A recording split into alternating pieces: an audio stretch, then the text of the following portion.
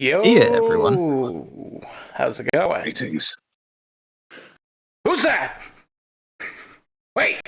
It is I. Oh, That's a deep voice.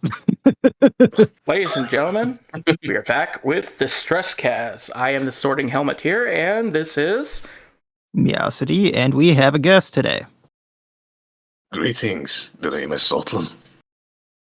Yep.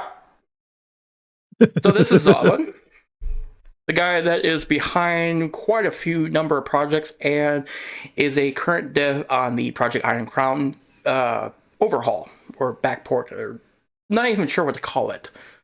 Anyways, y'all know me as Sorting Helmet. I do silly YouTube videos known for I don't really edit, and I got several things going up. Miacidae, go ahead and. I'm Miacidae. I do stupid challenges. I just do fun videos.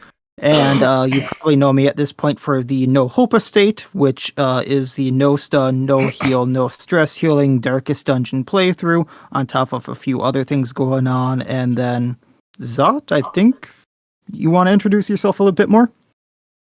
Or why not? I am, as mentioned before, one of the developers for Project Iron Crown, both the overhaul and the vanilla backports. I'm in general. And I'm also one of the moderators for the Iron Crown server. Yep. I You're help selling with yourself stuff. a little short there. You also On help top of with, however many mods you've made. you help with coding, mod plays, fighting game aficionado as well. That's part of heart and soul. And he's a metalhead. You can probably name every metal group from here to Timbuktu. Probably more than me, and I grew up with metal. I don't know But about anyways, every. let's see. Today, it's been a minute since the last stress cast and all that stuff. We're trying to do this a little bit more official, but it's going to be scuffed as always. But since we did the last episode, we had the 64-bit patch. The blessed 64-bit patch. Rat Dungeon is real. Now, technically, we've had access to the 64-bit patch for a while. It was just in beta, and the beta has gone public. That being said, everyone has access to it now. It is available to everyone. You don't have to opt in. Please, please, please use it. Yeah, I highly recommend it. it basically people I get comments here and there in some of my videos that go, what's the 64-bit patch? I don't understand. It's like 32-bit is limited to 4 gigabit, right? 64-bit is limited to 18 exabyte. It's 4 billion or 4 something absurd number. No computer in the world is going to hit that limit. Just use this 64-bit. Now, your Darkest Dungeon might run a little bit more laggy if you're on a really old potato, but only slightly. But, yeah. I highly recommend running it, but basically, what 64-bit is, it's basically the mythical rat dungeon that we've seen kind of poking around, and since the last dev stream by Red Hook, someone asked about, what is rat dungeon? And they said it's just the developer side of the 64-bit patch. That's all it was. You know. And I feel disappointing, just because, really, that's the name they choose. Yes, 64-bit patch actually is Rat Dungeon, so you don't need to speculate anymore. This actually, they came out and announced it. But Yeah. imagine if it was actually a content update. Imagine, like, It would be rather interesting, that's for sure. because Rat Dungeon is referencing some Lovecraftian work and stuff like that too, and it's like, Now, my original thought on it was because they were testing very big community mods, that they were testing Vermintide on the 64-bit patch just to make sure that was working. I called that back way back when, but Yeah, I guess I that was seemed somewhat to, right. that seemed to be like the common consensus with a lot of people on like Reddit and stuff. They thought like Vermintide is like the really big mod that a lot of people know of. Iris does amazing work on that mod, and everyone else involved, Lego Joe, I don't know his full name, but Lego and all the others and stuff. But what was that, Zot? I don't know, I just agreement. Oh, I will gotcha. say that I saw a lot of people were thinking that they're going to make the Vermintide mod an official part of the game, which is... I would have so many legal issues. Yeah. Yeah, Like, wouldn't that's they a need to different like? brand. Wouldn't they need to like broker a deal with 40K themselves and shit to Yeah, do it's that? Games Workshop, who is very much not a fan of such things. Although, I Yeah, guess they are in, like, war, warships, World of Warships, I think. I mean, They we've do already some collabs, got but Games Workshop has been a hit and miss over the last few years. Like, oh, that's an understatement. yeah, the understatement of the century there. But when I was looking at the Steam discussion about this update, when they announced, "Hey guys, we have a new Darkest Dungeon update," oh my god, the Steam users just went, "Oh my god, you're breaking mods! No!" I'm like, no, no. Yeah. No mods were actually really broken from this, is my understanding. They only got help. Mods that are already released but not affected directly. There is one small bug that's slightly related, which is for the Steam uploader, but that can also be fixed locally. Other than that, the game is just better. Yeah, and that was just the colors, few right? bugs. Yes. Huh. It's literally just a Is that file why path some of my that needs to be tooltips fixed. had weird colors for a day or so? Yeah, so Yes. all they need to do is update the colors on the tooltips, and otherwise they didn't appear as the right colors. So as the mod makers are catching them, they're basically updating. That's why you might be seeing weird colors for a day or two on some of your mods, or if they're not being updated, they might just be bright pink. That's the only bug that really got caught That was for pink? actual mods. Yeah, well, on the uncrowned, for me it was pink. Yeah, that's the missing color technically. The actual issue is that there's a file called where is it again? 1 second. Let's see. Wasn't it like Where did it literally first? delete 1 or 2 characters in the code or something? I thought to it was fix just it? add an extra dot or something. It's it's a file called projectpaths.txt. It's all it does is that it has a path in it, which is just go back one folder. But since they now have both a 64 and 32-bit folder, it needs to go back 2 folders, and that's all they need to change. And yeah, they didn't. Which I think they're saying they're working on, but that's an upcoming update, right? Yeah. Poor Red Hook, though. They got a lot of updates going on. Mm-hmm. Like, They are rather busy, and will be for a while. yeah, it's like,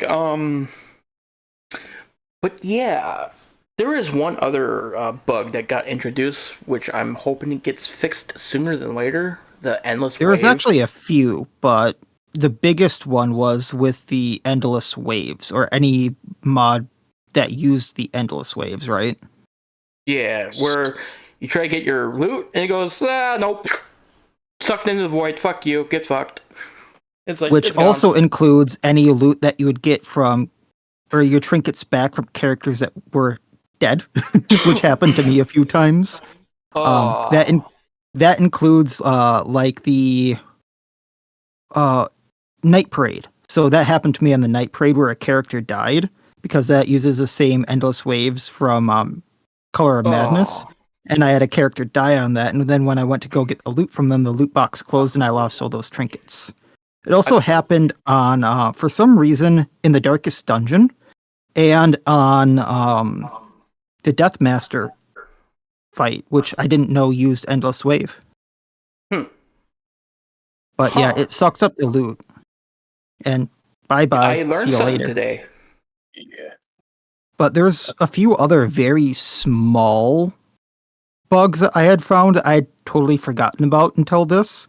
Where Yeah, remember OBS the doesn't- tooltips were doubling?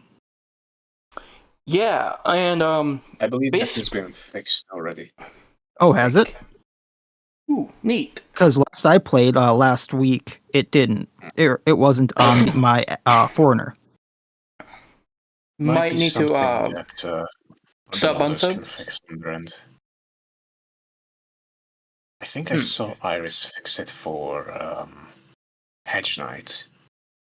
Yeah, Okay. Hedge Knight is fixed. I haven't seen it on him. I've used him quite a bit. But I haven't used Axolotl / Foreigner. What is the proper name for him? Is it Foreigner or Axolotl?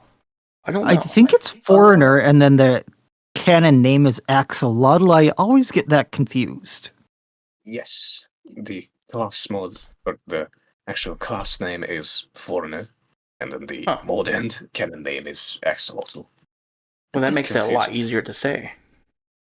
But there is another small little bug, but it's just more jank for me and other people that use OBS. And I think Thick Veiny Sausage also has this issue. Darkest Dungeon does not play well with OBS. It never has. Never I was has. having problem with it during some. the. Oh, sorry. Go on, Zot. Oh, I was just gonna say this. It always sucked with OBS because I also recorded before. It just got worse for some people. Like, It's just weird. I know nothing changed for the real me. And he's got like probably more hours than anyone combined on fucking DD1. The real me has got a lot of hours in like 9,000 or something like that. 8 or 9, yeah. Honestly, anything that real me says, I just treat it like word from God. To be honest, someone that plays Darkest Dungeon that much is like, okay, yeah, I agree. He's a cool person. I like seeing some of his takes on things, and he gives really good advice at times. But it's pretty chill. When I was doing the Darkest Dungeon 1 challenge collab just a couple days ago with Kilted and Name Not Loading, I was having some severe issues going on with that. It's like, it's because my game closed and it was capturing my Steam, and then I had to use my Black Reliquary scene, and that captured, and then it was starting to capture the Steam again, and then when I did the game capture setting, it was capturing the game, but it zoomed really far in. It's like, what the fuck? It's like, because I try to capture Darkest Dungeon windowed. I don't like, because I only have the single monitor to work with, so I can't really set up a double monitor setup. I don't have the space in here. So I was like, I was stressing out. But that whole collab, there were so many tech issues in the first 2 hours. It was like, So even on 2 monitors, it has issues sometimes. Recently, someone mentioned to me that they tried a recording, and if you have it on your second monitor, it just works normally. I haven't had an issue with it lately. It's so interesting. And their issue was that there was it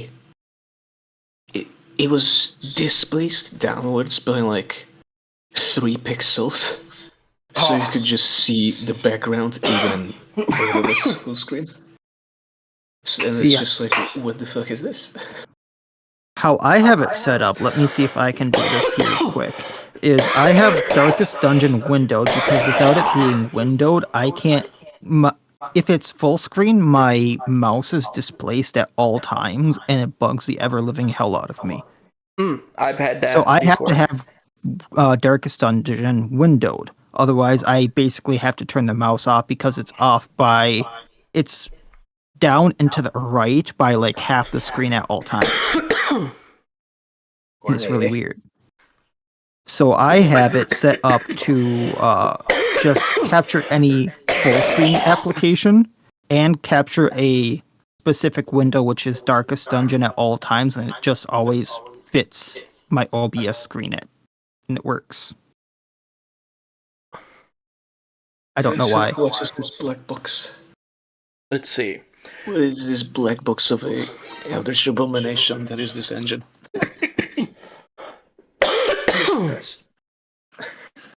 Yeah. Even though I have it at the end of my list of notes, I'm very curious. What is this VSC extension, Zotlan? The one thing I actually want to talk about. What is it?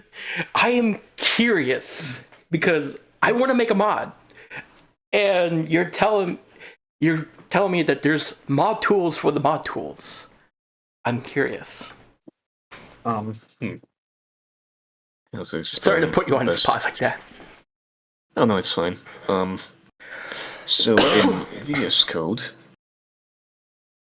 or Visual Studio Code, for those that have no idea what the hell that is a code/text editor, which is by Microsoft. And currently, the Awkward Teddy and I are making an extension for it so that it supports the darkest quote-unquote language, which is the script language that the Darkest Dungeon engine reads in, so that it can process everything mods, basically. And it adds, for one, syntax validation support. It adds, hang on 1 second, I have a list of current features and planned features.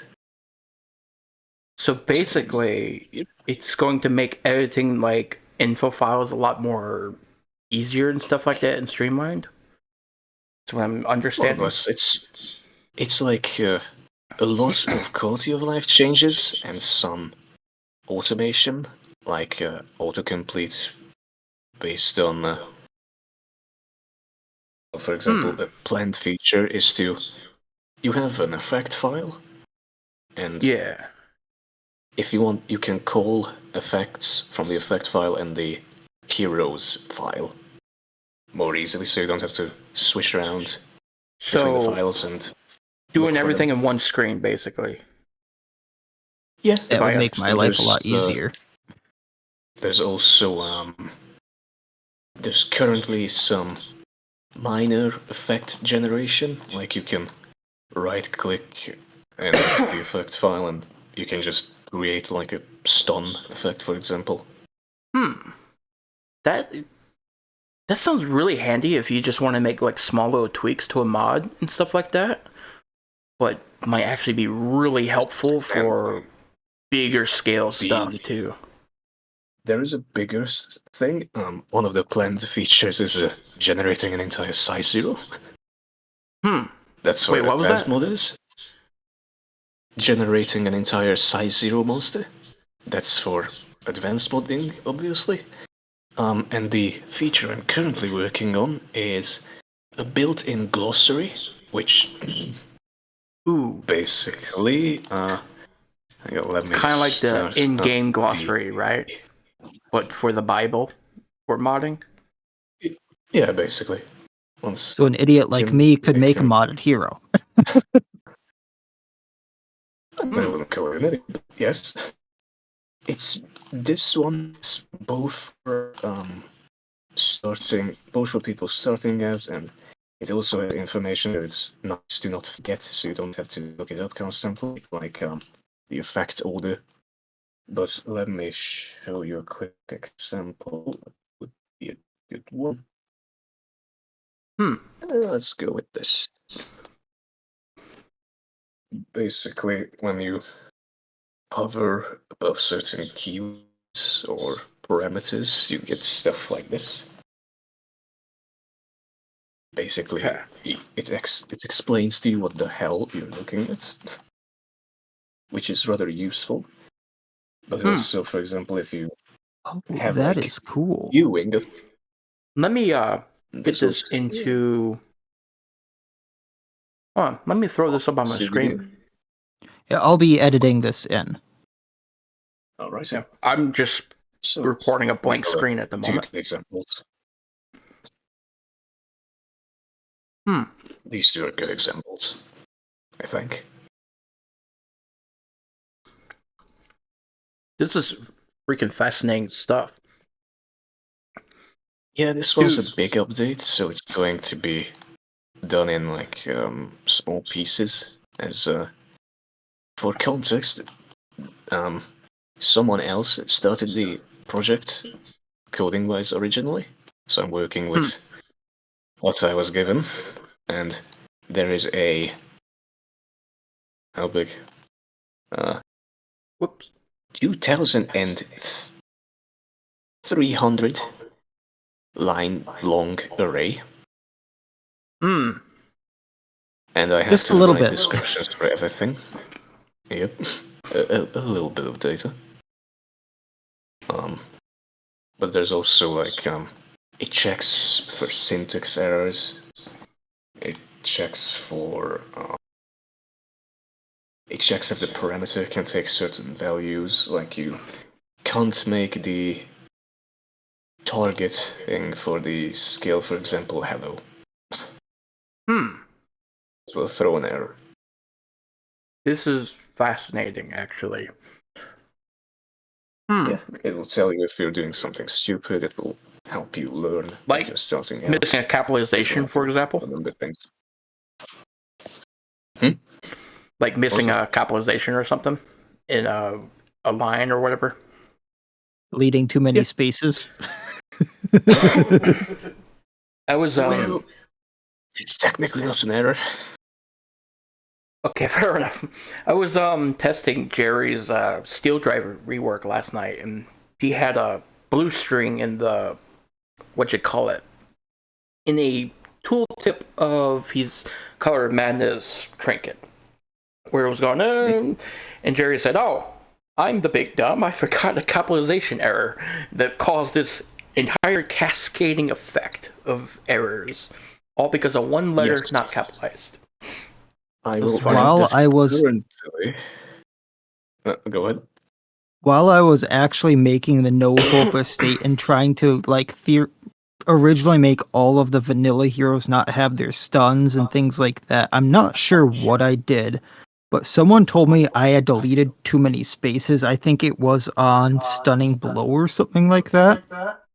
So I'm not sure if this was actually the case, but something I did in one of the vanilla hero, like just hero.hero files or something like that, or .info files, made it so the game wouldn't launch. So something like this would be amazing for me. Like the game absolutely just wouldn't even launch to the menu screen. Man, you I'm sorry for the silence. I'm currently stunned. I'm a little stunned how you did that. I find the most cursed things. He finds the most, yeah, exactly. He just the most off the wall. I'm just gonna say it right now. If you want, for any modders out there, if you want your mod bug tested, send it to Miacidae. He'll find them.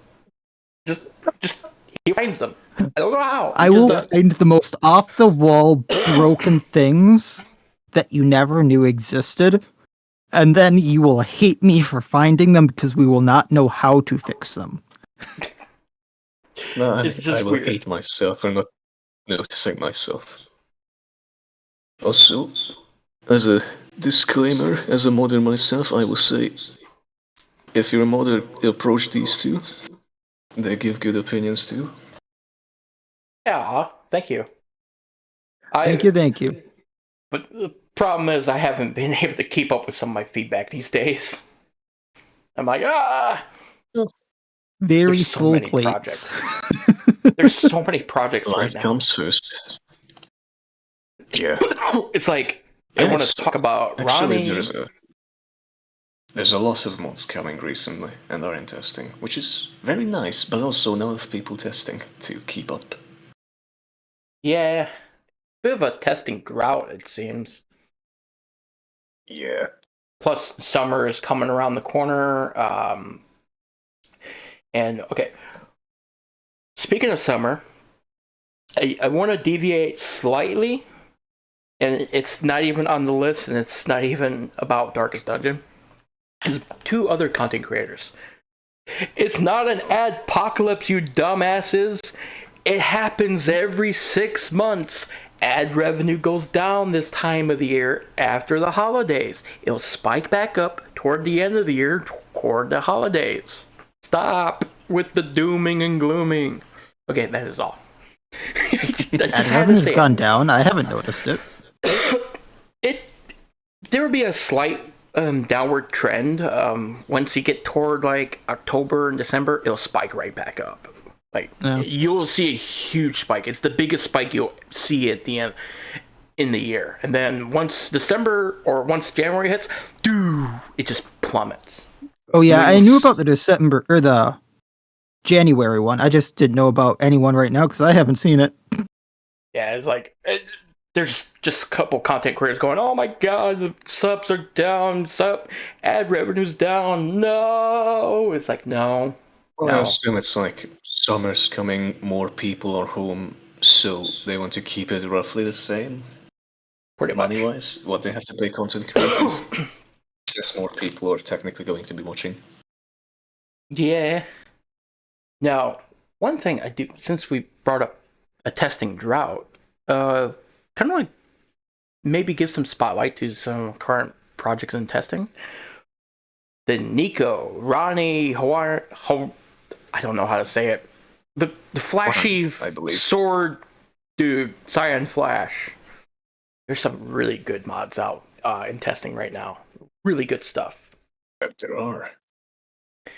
And just to point this out to everyone listening on my channel and Miacidae and all that, if you're ever in the Darkest Dungeon Discord, you're in the DD1 mod discussion, click that little pin right there up at the top right corner if you're on disc or on desktop.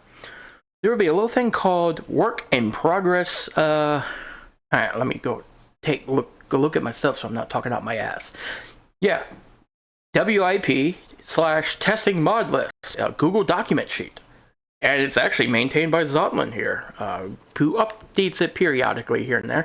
It includes links to the various different servers that host these classes in testing. I'm not sure how up to date it is for right now. I haven't really checked it recently. But I think it should. Nope, it's up to date. So I'm just looking at it right now. I'm going to throw it up on my screen for everyone watching. The link that is. And I'm going to edit it later. So, hang on. Let me drop a link in our chat. So, so you can probably grab it in the future. And just to have context, I'm sorry, Miacidae, you're probably going to be editing a lot more of this episode. It happens. See, also, there we go. A lot of these are also in the Project Iron Crown. Actually, it's just called the Iron Crown Discord. A lot of those work in progresses are kept there. Just kind of shilling for them. Yeah. If you want to go there. What was that? I appreciate it. There we go. And gotta endorse the Iron Crown a lot more often. There we go. So I got it up on my screen. So also, if you do go to the Iron Crown, please do the CAPTCHA. A bot will send you a CAPTCHA. If you do not do the CAPTCHA, you will be kicked within like 2 minutes. We've seen it happen too many times recently. Yeah. Many people have that bot specific blocked for some reason. Yeah, if you're not getting So the capture, they're see if you have the bot blocked, like Zot said. But I'm just looking at this test document. So we have the DD cord itself, we have the vermin. Iron Crown, we have Messiah, Philomath tweaks, Lunar Princess Ronnie, Milkmaid overhaul. I forgot about that. Yeah, that's Huarang. looking really interesting. It's totally changing her up so she's not a heal bot. I was going to use that in one of my videos recently, and it was going to totally change the party composition, so I had to not. I am glad they're keeping the free action to be a. They're keeping the one action to be a clear stun because I really like having clear stun on more than one modic class. I'm glad it became a somewhat regular trend to see on some newer classes. Just once in a while, just give me a clear stun. You know? Right. I think the one thing that they said they're going to do about that, though, is it's going to be limited to once a battle. I'm fine with that. I just want a clear stun. Right. Just give me a clear There stun. was a vote from what I saw. It's like one thing about it being they had a vote that way. Sorry, go ahead. I was just gonna say that what I saw, they had a vote to either keep it the way it was, which is the free action heal, or a hang on. Let me actually find so I don't just talk out my ass. Yeah, I'm pulling it up myself too. Another skill that keeps the mark and stun clear, or a strong single use free action skill. Looks like it's a normal buff skill now. Skill. Yeah. 1 by 2 votes. You know what? Yeah, that's kind of interesting because when I looked at it, it was winning by a landslide to have the clear stun. I just don't want it to be a free action because you kind of have to like run it or feel. I don't like having FOMO on a class, to be honest. Fear of missing out. Like there's a couple reasons why I feel bad when I'm not using the free action flat damage boost from Arbiter, for example. You know, the little eye thing. I feel like some moves it can be fine, but like lightning hands is fine because it's like an attack. But for buffs, I don't like free action buffs. It feels bad when you don't slot them, you know? Yeah. It's like an opportunity cost. Whereas a free action buff or a move skill, oh hell yeah, give that to me any day of the week. But like, and plus free actions are just busted in general. It's just so much they action can economy. Like I mean, even on like the who's the one I've been using a lot of, the Lawbringer. Just that first action pull, shove, impale. He's just strong in general. I mean, yeah, even if you took those away, he'd be strong. Just give him the last four skills there. He'd be really strong. But then you add in the ability that he gets I get to maneuver him and the enemy however I want with that first round action. And if I give him something that stacks with like flat damage, each of those attacks gets a +1 damage or +2 damage. It gets really broken really fast. Or like if you have a healing trinket on him, where he gets the ability to heal on kill or heal on hit, that's a double heal for him. Cross mod balance, baby. I think, if I remember correctly, he had trinkets where he can party guard.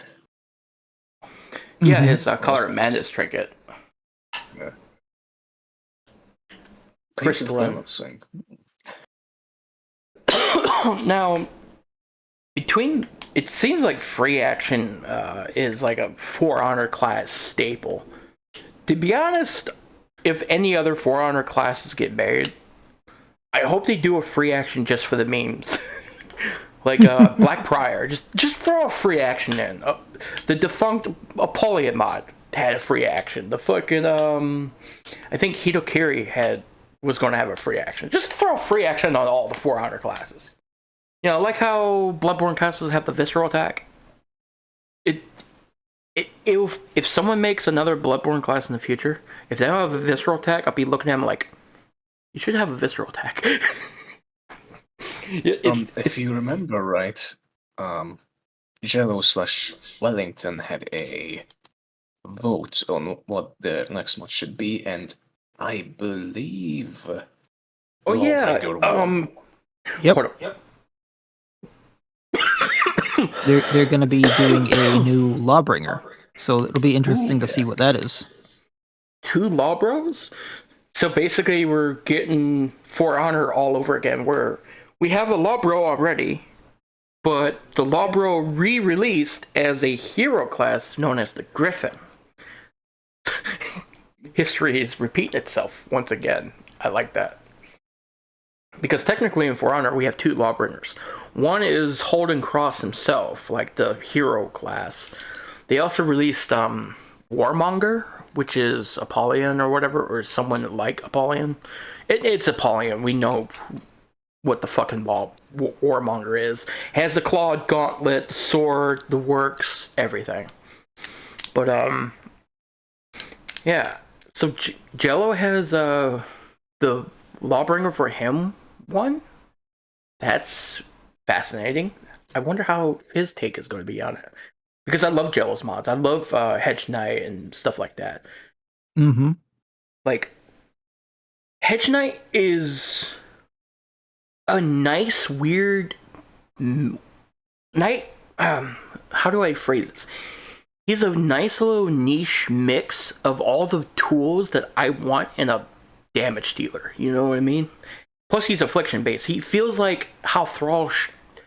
I don't get me wrong. I love my Thrall, but I think Hedge Knight is the proper Thrall 2.0 in my opinion. Am I wrong in thinking that? Because he's affliction based. Thrall takes a lot more work to pull off than Hedge Knight, I think. So yeah. Yeah. Thrall just punches stuff and crap like that and throws rock, but Hedge Knight has a little bit of nuance with kind of dipping into his lower health for the repulse and stuff like that, and you don't want him to get barbaric, stuff like that. There's more nuance to him than that meets the eye, and I really appreciate it about Hedge Knight. But so this extension though is going to be pretty much helping people with the code in their mods. Sorry to immediately jump back to that, but I'm looking forward to it. Because we also plan to add support for buff files. Well, I'm going to just group them up as non-darkest script files. So the localization files, which are just XMLs. A lot of the files are JSONs. Yeah. So basically the bark files and all that stuff? With all the lines and shit? Yeah, I also plan to add some stuff to help with custom tooltip making. Because thank God. Thank God. I don't have to learn so much for custom tooltips. Well, I probably still have to learn, but I take it this extension is not going to be like, you know, a substitute for proper teaching yourself how to mod. It would just be like quality of life stuff. Quality of life, and it does at least help with learning, because just the glossary itself will help a lot explaining what the hell what does. Yeah. One thing I think I requested. What you can do with them is a different question. Fair enough. One thing I requested for, and I think I saw you were talking about it in the Iron Crown Discord, like when I was like zombie mode, half asleep. You were like, we're looking for suggestions. Immediately, without even thinking, it's like, give Bark something. I just want anything for Barks to help, you know, finding the quotes and stuff like that, or highlighting the quotes. Because I have dyslexia. When I Yeah. look at the code, my eyes go cross-eyed. My brain just goes short circuits and everything, and it just there's smoke coming out my ears every time I look at the code in Darkest Dungeon. If I have any way of just highlighting the dialogue between the lines of code, I'll be beautiful. That's all I want. That is planned, yes. And I also plan to add a glossary for the string types as well. Though that one is a bit later on. Now, question. Do you have any plans of adding modded strings to it or anything like that, such as Ringmaster or some of the more popular ones that, like the famous example that Blackguard has? I've been using Vixen because Salo writes an obscene amount of dialogue for their mods. So I've been using Vixen as kind of like my cross-reference for what strings I'm missing. But basically the question is, do you plan on adding like modded strings to said glossary or whatever? Plan to? I don't know yet, because keeping those up to date is a bit of a hassle, depending on how frequent we'll do it, but it shouldn't be an issue to add them. Fair enough. Yeah, because we're not doing this for a paid job, so I wouldn't blame you if you're like, go, okay, we're just going to do vanilla and one and done it. If you want modded stuff, do it in your own time. Or reference a mod that already does it. Once the BR modding tools are out, the stuff that ends is going to be added to this. Yeah. So many That'll be people the are day. waiting for those mod tools. So many people are This waiting will for be the day when I die happy. them. Speaking of those mod tools, your defect is shaping up to be fucking beautiful. That is it the armor or the weapon? I think it was the armor art where you see the gradually shifting head until the level 5 is like the Goku stare. The actual concept is provided by Sketch, who I'm very grateful for. Now, But yes, I know I jumped into, for people watching and listening to this podcast, I don't do transitional material. You probably found that shit out right away, but to give context, the defect is a class from Slay the Spire, who's one of the 4. Unfortunately, I don't play Slay the Spire too much, so I can't really give too much context, but Zotlan here is also is pretty much doing all the art himself and all the coding for Defect, which is like absurd amount of modes, unless mod tools come and shortens that workload by a fuck ton. But it's basically he's trying to recreate some of the mechanics of Defect's orb system for Darkest Dungeon. Am I correct in assuming that? indeed. And that alone, to have a maximum of 3 orbs, takes 84 mods. Excuse me, 84? What? Yes, 84. I thought 3 was a lot for Marvin's mod. Now, see, there is one thing I won't be doing myself for the mod, which is animation, that is going to be done by the Awkward Heady. Poor boy, is going to hang himself. Animating Poor those guy. mods.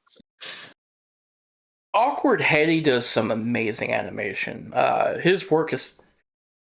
Looking at his beginning work, compared to his latest work, Greymane, Yeah. he's good. He's gotten really good.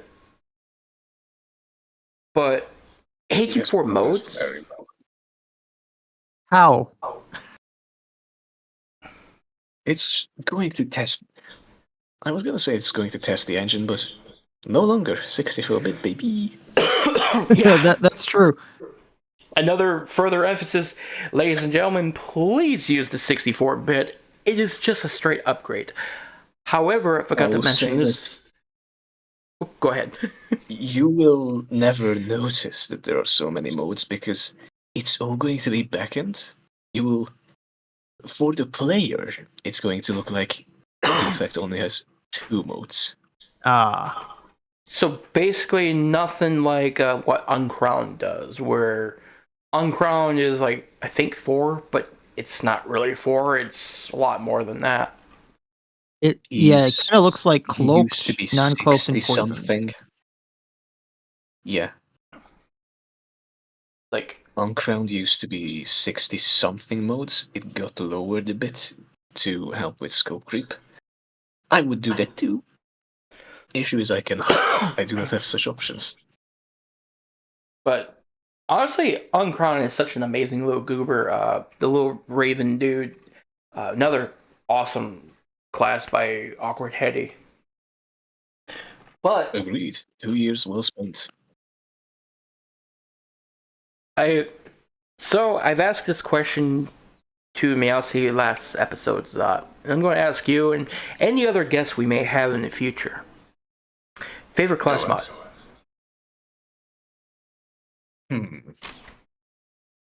Because mine, it's a tie between Thorn and Wanderer. Wait, did I ask you this, Miacidae? Favorite class mod? I think so. If so, if not, what's your favorite class? Mine? Yeah, sure. I didn't catch Zot, though. I'm still thinking because it's a hard question. Yeah. It is. Especially There's when so put on many the of spot. There's like over 100, almost too many. Yeah. Well, Yeah. officially speaking, the workshop has 600 something, I think. Yeah, but how many of I them thought it are was more like? than that, to be honest. But how many of them are worth using, though? I'm not trying to sound mean or anything, but you know, Mm-hmm. There are a few that so are many interesting.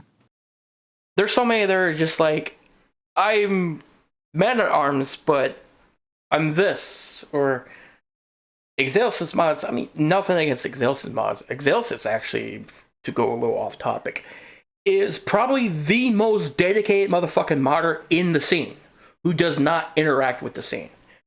Have you seen how much work he does in his own little playground over there? Excelsis, I respect your grind, dude. Keep it up. He has a small little cult for his work. It's fascinating watching it from the sideline. Even though I don't use his mods myself, they're constantly being updated. Constantly. Mm-hmm. It's amazing. I might actually have to do it. He has been keeping it up to date since like how long? I think like 7 years? Maybe. Man. And his art has gotten like immaculate. Have you seen the little red fella he made last time? The best little dude. It looks absolutely insane. Let me see if I can find it real quick, just to throw it up in the chat. Little rat duder. I think for my favorite, the rat is amazing. I'm gonna have to give it to, for completely bias, Forlorn, because Castlevania in my darkest dungeon. Yes, please. What a terrible night. That's to have a good curse. One.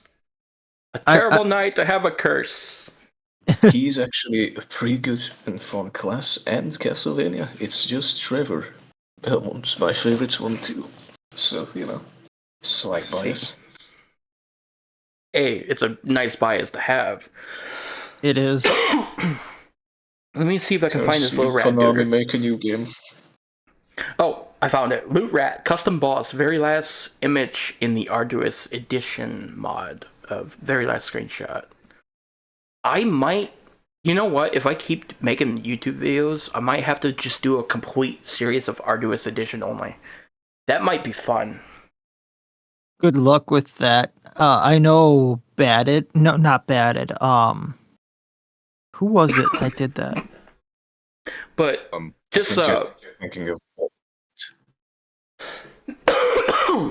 because like I have a couple estates already planned. I have my current one, my 60% health, or maybe is going to be 40%. I'm still kind of debating on going back and forth on that. But, you know, like I said, before we even started this podcast, I ran the thing from the stars and I saw how much health that motherfucker had. I'm like, ah! My sphincter clenched.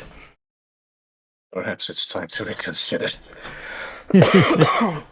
I might still stick with the 60%, but there's a couple of estates I have planned. I want to do the Death Moon, which is what Admiral Baru done himself. So I want to do that. I want to do an Arduous Edition run. I want to do a proper Black Reliquary run, but I can't really talk too much about Black Reliquary due to I would say wait until reasons. Black Reliquary 1.0 comes out. I mean, Miacidae, you know why I can't talk about it. Yep. We're both in the same situation. Because I'm like, I know things that I don't want to accidentally slip. And I'm like, I can't really make content on Black Reliquary right now because I'm privy to information that... I'm privy to information, and I'm really bad at not keeping that information if I try to make content on it, you know what I mean? Because I talk without thinking. And for the record, neither of us know when Black Reliquary 1.0 will be out. They are working on mod tools first, then they have to finish other things. Black Reliquary 1.0 will be out when it will be out. It might be over a year yet. So Also, we both probably will plan on doing it. Just going to be a while. Also, important Apparently, thing to I note. don't think... Yeah, go ahead. Just one last important thing to note, and I'll hand it off to Zot real quick. The BR team are not officially Red Hook staff. They're doing this out of their own pocket and on their own time for free. Okay. Yeah, there is that. All I was gonna say is just I don't think even the Beard know when it will release. Like, that is a question I don't think anyone can answer. Yeah, it's like not even the BR devs themselves can answer that. Yeah, they have so many things that they want to do, and They're like, I can't get into what they want to do, but it's basically they're going to finish what they want because they want a good product. yeah, And plus, I they're fully like, support that. they're like 5 years on now and stuff like that. Yeah. Like I 5 think years it's going dev. to be And 5 years next month. now without Think? getting into it too much, they did have a minor change in their dev team recently. Congrats, Jello. Congrats on your position. May your journey be great. But yeah, Jello got into the BR team. That was pretty fucking awesome to see. Mm-hmm. I believe they are on sound. I think. Hmm. Yeah, they did sound Oh, that'll for be the interesting. Rampart. But yeah, that Jill does sounds for a lot of mods. They're one of the few people you can actually still commission for it. Neat. Them and Iris. And I think Reth, whenever he's available, though he's mainly working on BR. Now, we talked about this a little bit before we started recording, but the elephant in the room is the 27th. 3 days. Marvin's mod is coming. How you guys feel about it? It's just out of curiosity. Because me, I am optimistic because it's a Marvin mod. Everybody and their fucking mother are going to play it. I'm going to play it. I'm going to gush over the art. Marvin does some of the best art in the scene, I would say. I still prefer his style to a lot of things. I really love Jello's. He does it so well, he got hired by Red Hook. Yeah. Contract. I really love Jello's art style too Both with games. medieval stuff. But what are y'all's thoughts on the new Marv mod coming? I'm With some optimistic, but the Especially, thing is, for me, I've already started my estate. I've already locked everything in. So the new mod won't be on my no hope estate, especially with the fact that I bet it's going to be heavy on the healing side. But I'm Yeah. really interested to see how it's supposed to have like 2 transformations or like 2 or 3 different modes or something like that. Yes. So I'm Someone kind that of follows the VTuber, Lucid or whatever, Lucid Tabby, Mhm. they follow the VTuber that this class mod is based off of, to where it's like they said it's like 3 modes, pretty much. And with some of the gameplay snippet I've seen, the screenshots, I'm just nervous. I don't want Vestal 2, to be honest, you know? Yeah, I definitely am going to be playing around with it. I might make a video or 2 on it just to like after I play around with it see how it works cuz, it's a Marv mod. Of course I want to play it. I Yeah. really hope it's not one that's reminding me of a few mods that I really don't like, but we'll see. Well, It was I doubt like a commissioned piece though, so we'll see. I doubt it will be like Grove Tender. No offense to the mod author for Grove Tender, but Grove Tender, you just press one button. You just press one button. Heal. We region. You just press one button. That's it. You are now immortal. Yeah, restoration is like really busted. But one thing I am very hopeful for is I really hope that I've seen like AoE blight and the AoE healing or restoration going on with the mod. What if the Sibyl is healing like the matriarch is? Where you're healing but you're also dotting at the same time. Because there's mention of blight in the... That sounds interesting. I could see that, or one mode is dedicated to AoE blight, one is dedicated to healing. So I could see it going both ways. And then one is just like choosing your transformation or something along those lines. Yep. But what really blows me away... Oh, sorry. Go ahead. I was gonna say because the VTuber it's based on is like a moth VTuber, right? So like choosing the transformation, kind of like the Ripperkin, before it goes into Feed the Beast would be mode 1, and then whatever you want to go into. That's how I see it kind of working in my head, but that's speculation. I'm like the last couple Marv releases, he gave like a date, and then those mods never came to be. Infamous. Yeah, they were months late, weren't they? Artist hasn't even come out yet, and it's been like 4 years. Is that? I don't know how long it's been since Artist, but Artist has been in concept. 4 years, yeah. Like he set a date, 2020 or 2021. I think. Yeah, there was a date set for Artist. She was supposed to release last April, I think. Now, the thing about that is, I will say, wasn't the Seraph supposed to release on a date and then release like 2 months later? I think it got pushed back, yeah, due to I think workload. He said it was. I don't really follow his stuff too closely. Yeah, in my memory is trash, so like I couldn't tell you because I can't really remember. I just remember it being pushed back. The one thing I will say is because this is a commissioned piece, he might have to put it out at some point. And that in itself is the anomaly with this mod. You know? This is the first and only commissioned class mod he ever made. The only mods he makes are his work only. Like, Marv is a triple threat. He does code, art, and animation, sound, the works. And it's everything. It is very unheard of for him to be like, well, hey guys, I'm working on a commissioned piece. I think now that being said, I knew he. Nope, go ahead. I was gonna say, go ahead, Zot. As far as I know, he didn't take commissions at all before this. So I'm going to assume that this is an exception because it's Yuzu.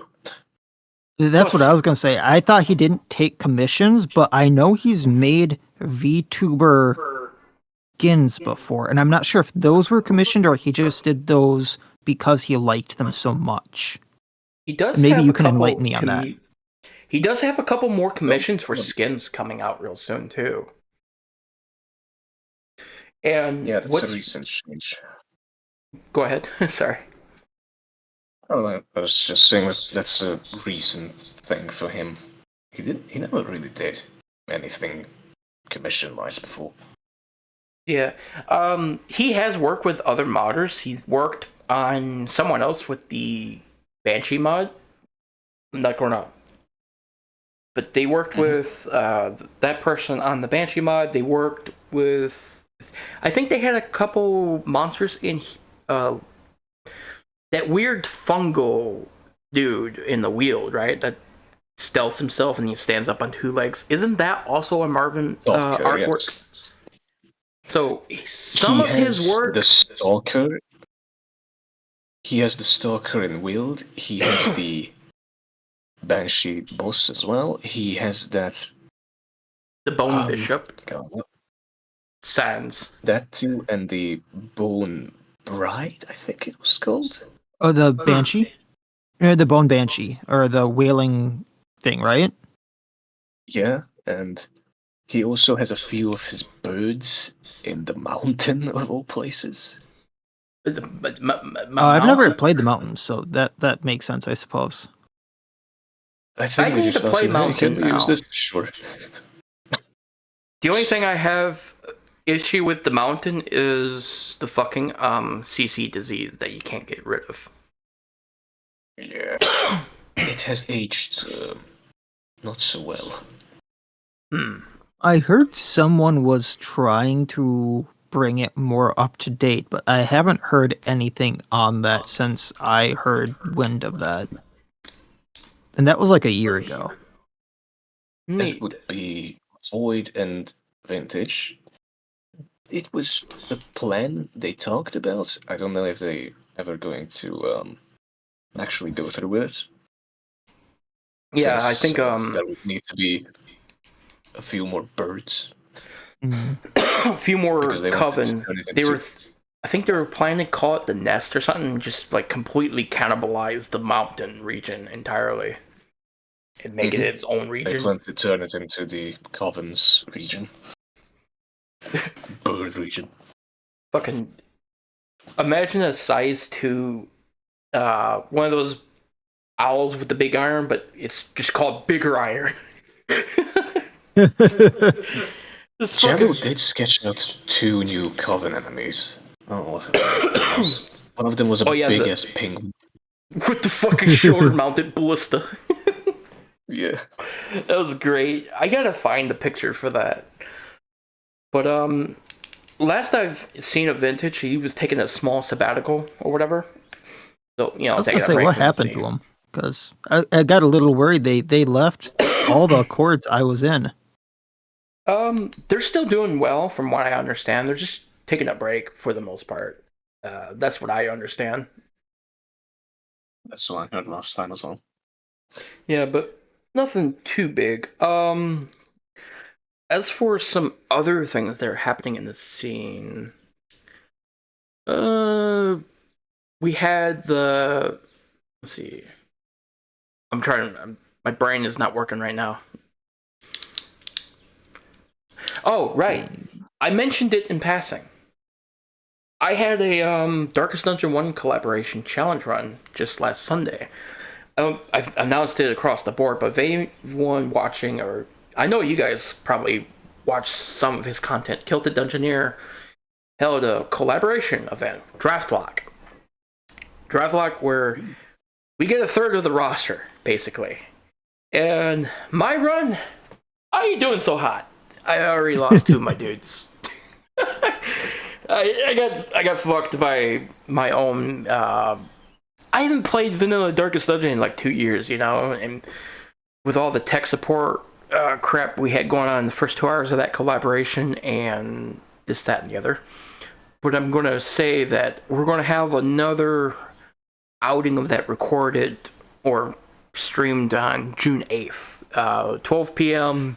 PST to 5 p.m. PST. Just a little show of myself because I'm involved directly with that. But that'll be fun. I tried to watch it, but I can't log into Twitch anymore for some reason. Twitch be twitchy. Yep. It was really good fun. Name not loading and Kilted were a blast to talk with and vibe with. The community talk between all three of our communities was something great. I would love to see more collaborations like that in the future, and I'm glad that we could bring you on as well as that. I'm sorry we've been kind of like not letting you talk as much. It's fine. But yeah, your VS Visual Studio Code, is it called? What's the extension name properly called? We just call it Darkest Extension. Okay, the Darkest Extension. Perfect. It's a bit basic. But anyways, we have that, the Darkest Extension to help with help with coding and all that stuff. We have the VR modding tools coming. We have a bunch of just constant work in progress mods coming through. We have a bunch of new talent in the scene as well. Artists, Saber, Gathin, even one of my friends, Wolf, is starting to work on his art. He's doing VV.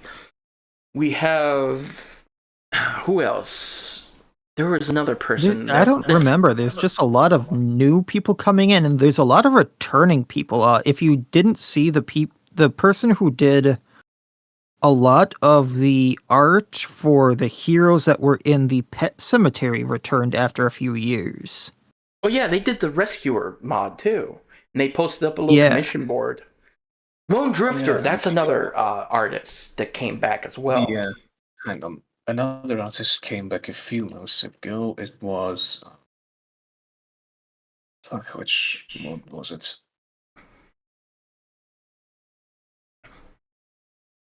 Second. The one that did the... I always mix up the name of this mod. The Templar, I believe. Templar. The one with the big ass header. Oh yeah, him. Yeah, I know who you're talking about now. That also came back. We were actually thinking about commissioning them for bagpipe class Dragoon. That's currently in work in progress, but I think we settled on someone already. I don't want to talk too much about that since work in progress stuff. But I mentioned their name in passing in that chat. But let me look at the commission board. I want to get their name. If we were a proper podcast, or if I was streaming this, I would be linking this in the chat. I was going to stream it today, but I'm kind of coughing at random intervals, and I'm like muting as needed, stuff like that. But their name would be Pagus? Oh yeah, them. I saw them. Let me throw up a little bit of their art here too, because they're pretty good. Let's see. Why can I never find this when I'm looking for it, but I always find it when I'm not looking for it? Yeah, I feel that. I was like, I'm finding everything else, but here it is. Okay.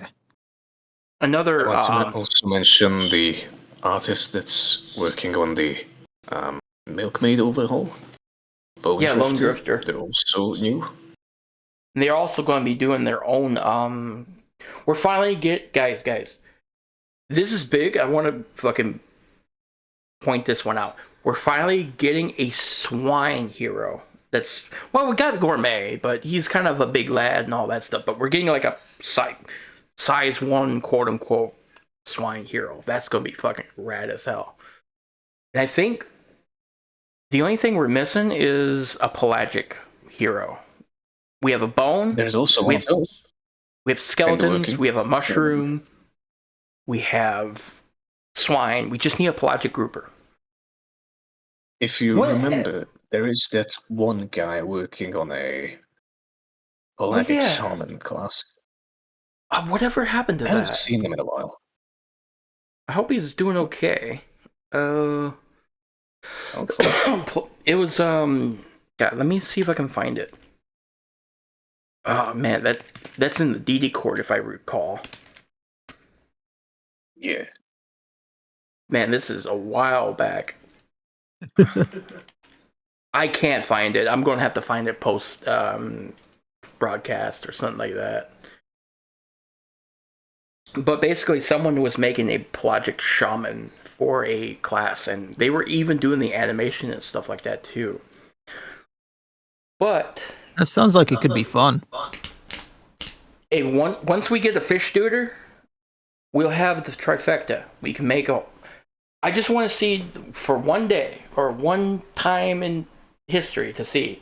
I want to see a skeleton, a mushroom dude, a fish dude, and a swine dude in one party. Just call it the Ugly Four or something, or the Good, Bad, and the Ugly, and the Ugliest. Some weird, the A team or something, or the B team or whatever. Just call them some random fucking name, or the unusual suspects. We actually have a hero for every monster faction besides Cove. We even have one for the DLCs. And the fucking. Is the pogfish a yokai? I don't remember. No, he's a human that turned into a fish. Never mind. Well, the pogfish or practitioner, I guess he could count if you want to really stretch the line of having a mushroom, fish, skeleton, and a, God, what was the other one? A pig in one team. Yeah, but we also have bloodsuckers, we have milkmaid. Yeah, milkmaid is... First line herald. Yeah, we got a lot of color madness classes, surprisingly. A lot of Crimson Court themed classes. Like Duchess, the most famous one. Yeah. I just have to say, Red Hook's interpretation of vampires, fucking peak. Oh, yeah. It was interesting, that's for sure. It is peak. I love the interpretation. I love it. Me and a friend of mine actually debated about doing a Mothman class mod based off of Crimson Court stuff, but kind of dropped it for right now since, money, time, money, effort, money, and all that stuff. Pretty much money, yeah.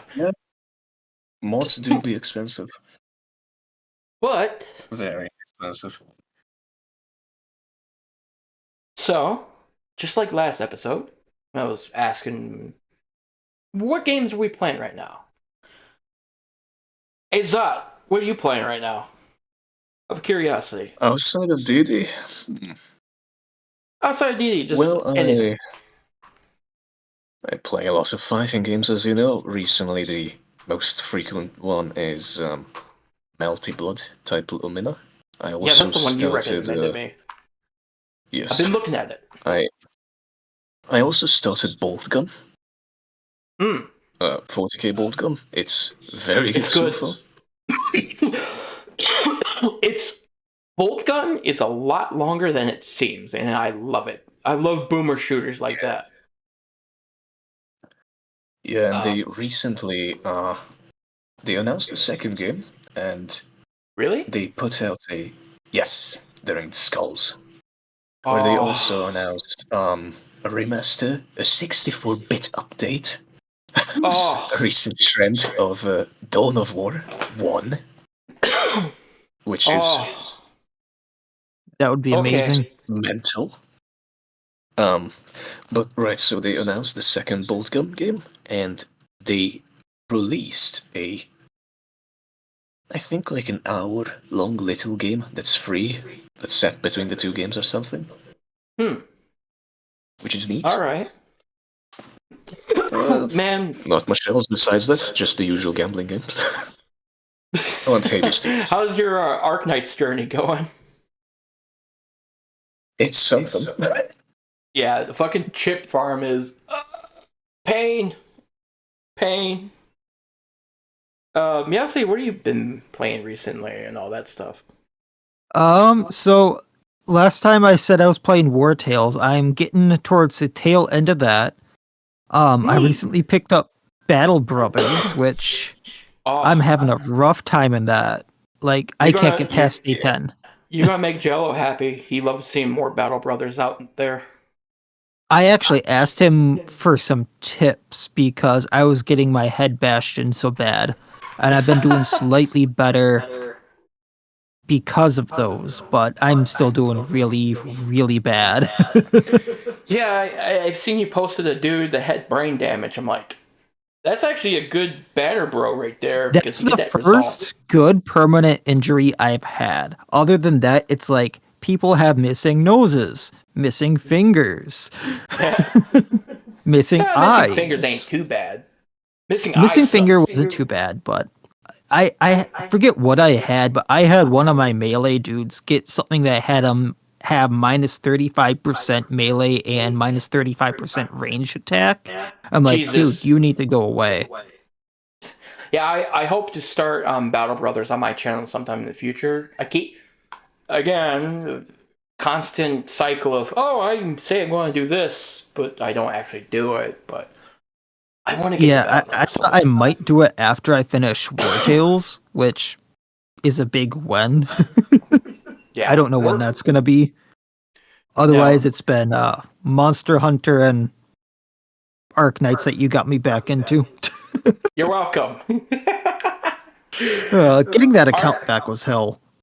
yeah, but it's one thing I've noticed that it's common for there's a small sect of Arctics players that also play Darkest Dungeon. And it's like it's a weird little overlap I've noticed there. I'm like, huh, it's a lot more common than I thought because I've noticed other people I don't actually talk to are familiar with Arknights in the DD court. I'm like, okay, that's interesting.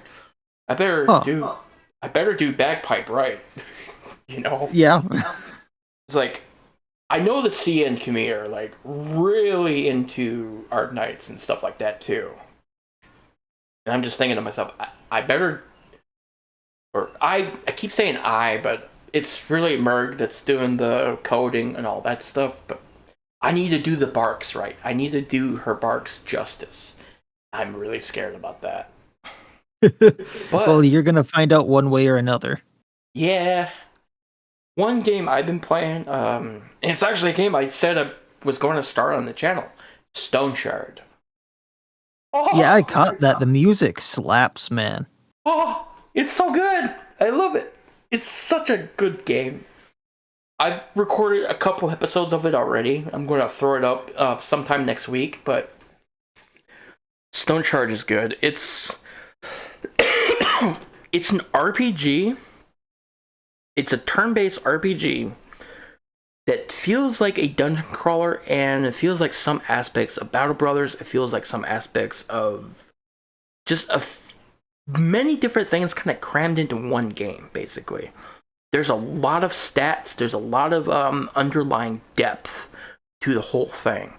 One thing I've noticed that one of the prevailing like strategies you can do is like you shout at people and you kind of kite them away and throw magic or arrows at them and stuff like that. So it plays like D&D where kiting is the best strategy, and I find that Yeah. hilarious. Yeah. Stoneshard is very good. Just kite them away. I was really forehead. tempted to pick it up. You It's should. going It's to really kick fun. you in the balls, but it's very good. Yeah, it's super brutal. Like when you die, you lose all progress back to when you last rested at a camp or inn, basically. It's like old school save systems, but save points instead. There's no auto saving here. There's no Huh. auto saving. It is brutal. I've lost like 3 hours of progress because I went up to the Oaken. I was doing the quest for clearing out the the brewery or whatever after you do the first quest, and I just walk up to this brewery, thinking nothing of it. Some guy approaches me and goes, "Hey, you should clear out of here." I'm like, "Fuck you!" And I initiate combat. And I'm sitting here, I'm kicking his ass. Then from the north of me and the south of me and behind me, 3 freaking mongoloid-looking motherfuckers with hammers and shit come strolling up like it's the Funk Walk playing in the background. It's, oh shit, here they come. And I just died. I lost like 3 hours of progress. I'm playing a build where I have a spear and crossbow where I can like kite the hell out of one person. But just out of nowhere, the dude's cronies just crawled out of the brewery like they heard it's free lunch or something stupid like that. And you hear the funk walk music playing in your head as they're slowly approaching you. Because combat is turn-based, right? And as you're exchanging blows with the people you're fighting, you see them approach one tile at a time after each attack. And you see 3 of them on all sides like, oh shit. And there's nothing you can do, because if you try to run away from someone when you're engaged, it's just like D&D where they have an opportunity attack and they can hit you. Right? And it's a good game. I'm enjoying it. It's absolutely brutal and difficult, but in the best way possible. And I love games like that. Technically, it's still not released, I believe. Yeah, it's like early access. But boy, is it hard to notice. It feels like a finished game. The best like way I can describe it is you make Dark Souls into a turn-based game with elements of like Diablo or something. Of a TTRPG. That too. Yeah, because the reason why I say Diablo is because there's so many stats. There's like you have your head, torso, arms, and leg health. Each individual parts of your body have different health bars. Oh. You have a million different stats for accuracy, fumble chance, this, that, and the other. It's kind of like a second edition D&D, basically. Like hardcore AD&D, all the works. You know, it felt like I was playing in a system similar to Diablo. Somewhat. Yeah. Yeah, the loot system, exactly, where it's like, it feels like you got your uncommons, your or rares and stuff like that, and they're like, the game is also considered a roguelike in a way, because every time you start the game, your starting map is randomized. No playthrough would be the same. There has a lot of replayability there, and each of the starting origins you have different starting skill trees and all that stuff, and they also have a unique trait that kind of changes up how they play and something like that. Like one person, you get more XP when you explore, and his trait is he wants to diversify into multiple trees, whereas other people, you're more focused on like 1 or 2 skill trees, right? So there's a lot of, if you like creating builds in a game, Stoneshard is like the game to play. And you like turn-based games, Stoneshard. I can't sing its praises enough. The main reason I was looking at is I love turn-based games. I love hard games. I love D&D. It's been a few years since I played it, but I love it, and it kind of reminded me of it. So yeah, the build. I was really looking at getting it. The itemization is insane. Yeah. Itemization is insane. You can do little items, like consumable buffs. Let's see, buffs. You could take a bottle of oil, chuck it at a motherfucker, and go fireball, and they just get blazed. You can take bear traps and set them, and cow traps, set them everywhere and stuff like that. You can also have to eat. Ask how close the target is to me. I said I cast fireball. Yeah, I've done that so much in the tutorial. I had zombies approach. I'm like, you know what? Fuck you, fireball. In the video, the demo there is a free demo. Yeah, which will also kick your ass. I've actually played that, and The demo kind of held my hand a little bit because it allowed me to autosave right before the big fight. And I had two things of drugs, right?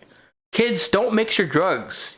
You'll start seeing sound and feeling you'll see sound. You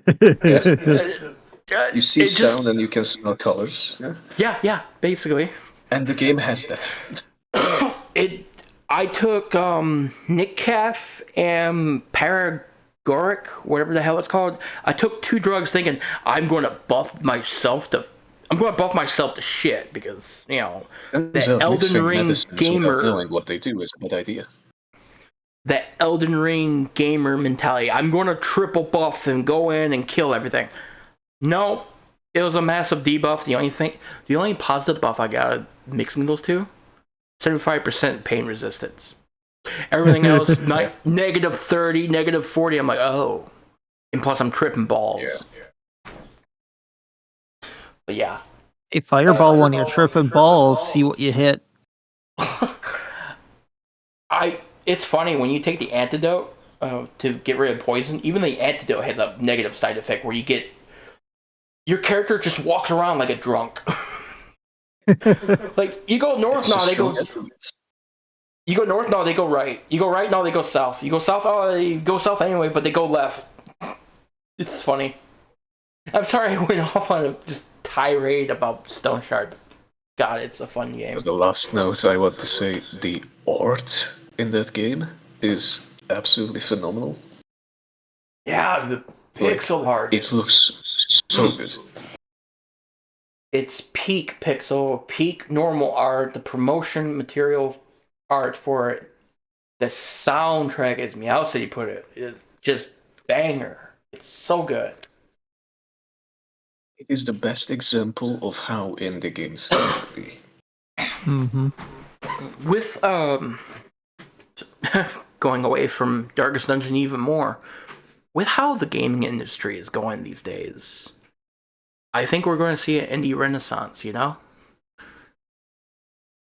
I'm kind of hoping for it, so I'm not paying $70 a game or $80 a game right now. It's going to be $80. Randy Pitchford. $80 right now. Randy Pitchford. If you're a true fan, you're going to pay for it. Randy, you fucking bastard. Yeah, he goes, oh, I'm just going to be a dipshit that I am and defend $80 price point. Whereas Darkest Dungeon is what, $25? And it's on sale for 10.5. How often? Every time there's a major update. Or holidays. Yeah. Or just randomly. You were going, you were mentioning. It's actually, right now, at this very minute, at this exact moment this podcast is airing until June 4th, Darkest Dungeon 1 is 85% off. $3.74 for US. Cheap. If you've been thinking about getting Darkest Dungeon, get it now, folks. This video is going to be uploaded before June 4th. Get the game now with the DLCs if you want it or have been thinking about it. Plus, the it DLCs is cheap are as death and worth gold. I have like 3,500 hours in this game, and I've been playing it for 7 years. It is... It's good. Between how many times I've played it, I have very similar hours. I couldn't tell you how many because I originally bought it on the PlayStation. I bought all the DLCs on the PlayStation. I played it for over 1,000 hours on it. I then switched to it on the PC. I bought it again on this. And I have 1,500 hours on this, plus whatever I have on BR. So combined total of over 3,000 hours. Yeah, I should tell you about what I've gotten out of it. I originally bought the game on GOG, played it until like 2020 on like a daily basis. I think I must have something like, I must have like 2,500 hours, and then once it turned out that the GOG version is not supported, or not up to date, sorry. I switched to Epic. It's somewhat supported now. Because Oh, it's up to date now, yeah. It's just, it works now. And then I switched to Epic because they gave it away, and I was just like, I already own it. And it's up to date. Yeah, I think I have like bought 1,000 there. I bought Darkest Now I'm Dungeon on 2 early access on Epic, and I regretted it. It's like, I need this bitch on Steam. Yeah. Yeah. Man. Especially with the new mod support. I want to play more Darkest Dungeon 2, but I get not a lot of Darkest Dungeon 2 is weird to me because it's like some people are like, "Oh, I love Darkest Dungeon 2 over Darkest Dungeon 1. I love Darkest Dungeon 1 over Darkest Dungeon 2." But it's like, well, they're both different games, and I'm glad they went the direction of we're not making the same game. We're making the same game, but different, you know. Plus, they did Kingdoms, which is kind of like the Darkest Dungeon 1 formula, but kind of rehashed in a different way. And they did it all for free. That's a massive update. I still have a quarter hot take. For the people that just wanted Red Hook to make DD1 again, just prettier. Well, there's You're half of the problem of why the industry is the way it is, for fuck's sake. Yeah. After buying Street Fighter 4 4 separate times because of different versions, I fucking despise that practice. Oh, man. Mm-hmm.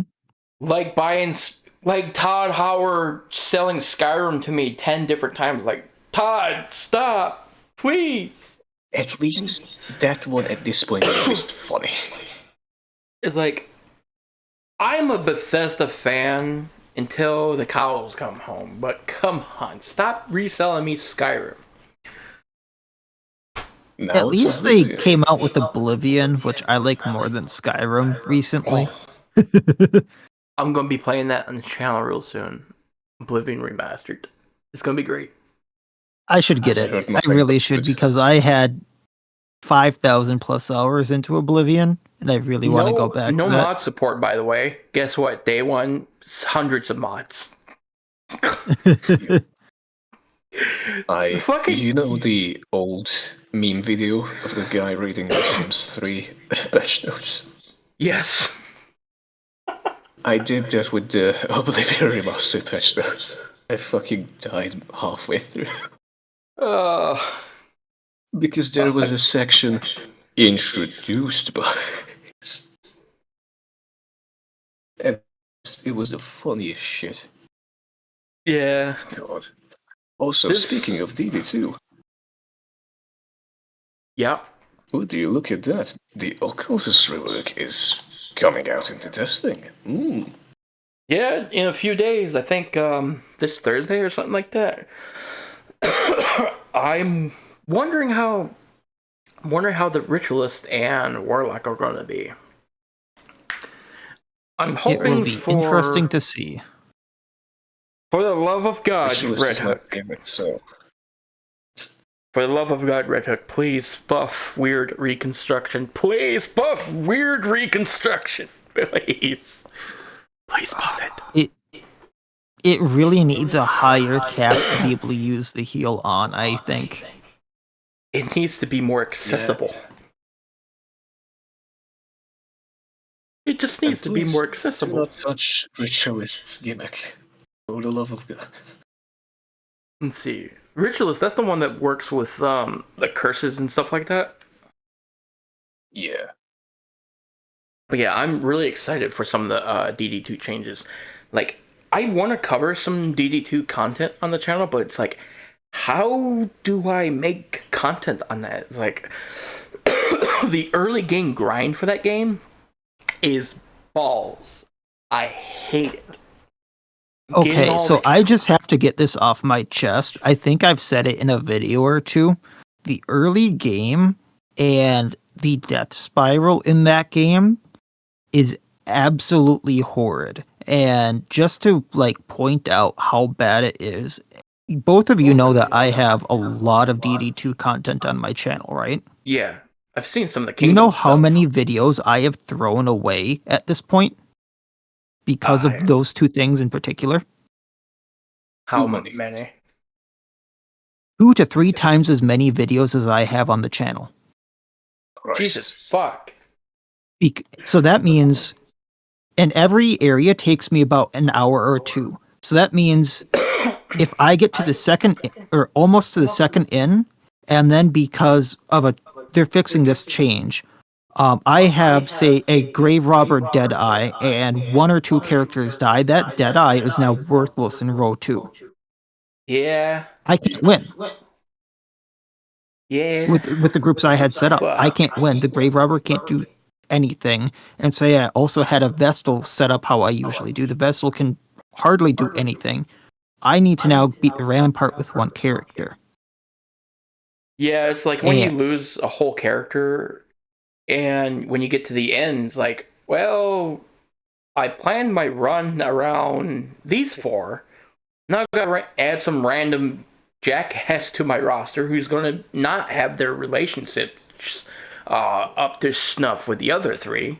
And not only that, it's going to be negatives when you add them. Yeah, it's like, So that means Just feel I've bad. thrown away hundreds of hours worth of episodes due to that. I am so burnt out on that game just because of that stupid little thing. Yeah. You Can't were blame saying me, that? honestly. No. Part of the issue is that, like, right before the game released, Red Hook updated all of the monsters, banners and gimmicks and everything, Yeah. but not the heroes. Yeah. Leper We is have, still in the same fucking state as he was in early access. That Leper- boy barely functions. Leper is... He's good at 2 things. Well, 3 things. 1, absolute fucking Chad. 2, staying alive. 3, staying alive. That's it. Well, that's also part of the issue. He's a good tank. What's the issue with that? Flatulence exists. Yeah. Well, It's also Flatulence like, okay. fucking invalidates everything. He And has go ahead. same move as an orphan child. That is not okay, right? Okay. Mhm. Monarch sucks. Poet is the only path you should play on Leper. At least Hellion. Hellion may be a little bit awkward to use, but at least she does fucking damage, and she has a couple interesting playstyles. Carcass is interesting for tanking, and Ravager is a fuck ton of damage.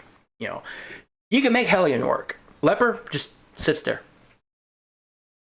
Just sits there.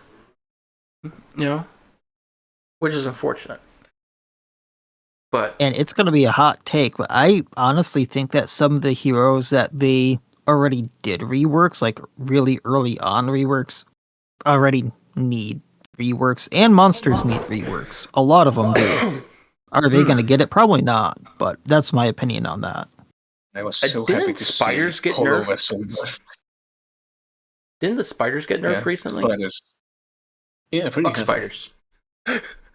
I never thought the spiders would be worse than DD1, but they are. Dodgy fuckers. They Another have high fun dodge thing. and they blind you. I do know that they're going to be adding retreating or something like that in confessions. That is going to be huge, and that's going to make part of what I complained about earlier a lot better. So at least I can get to the Oblivion Rampart if someone dies. Yeah, Or and, like when someone selling dies, items. I don't have to like fight through that. Yeah. Like Shuffle said, the death spiral. Sucks. It really sucks. Let me take a look at the update real quick. It's called the Steadfast Steward update. To where hero rework, academic view rework, tooltip rework, token glossary, miscellaneous changing such as test retreating and item selling and confessions depending on the constraints. We'll also look at ordainment, memories, and other systems throughout the game. So basically, what it sounds like that Darkest Dungeon 1 had a very similar kind of rocky road after its release kind of period. History is repeating itself. DD2 is having that rocky road that we're seeing. I think after maybe one more year, people years from now are going to be looking at DD2 once they fully get this mod support and all that shit. They're going to look at DD2 as like, this is fucking one of the greatest games ever. You know? I mean, yeah. It's DD1 just was the road the same getting way. there sucks. DD1, everyone looked at it as like, what the fuck is this? This is bullshit difficult and all that stuff. I mean, people still look at it as bullshit difficult, but now it's in some... It's like Darkest Dungeon 1 hit mainstream, basically. When people think of hard content, they look at Darkest Dungeon, yep, there it is. It is pop culture at this point, you know? Yeah. But it's even in some mangas via references in like Dungeon Meshi has the old road. Yeah, that was great. It's like because it's such a unique game,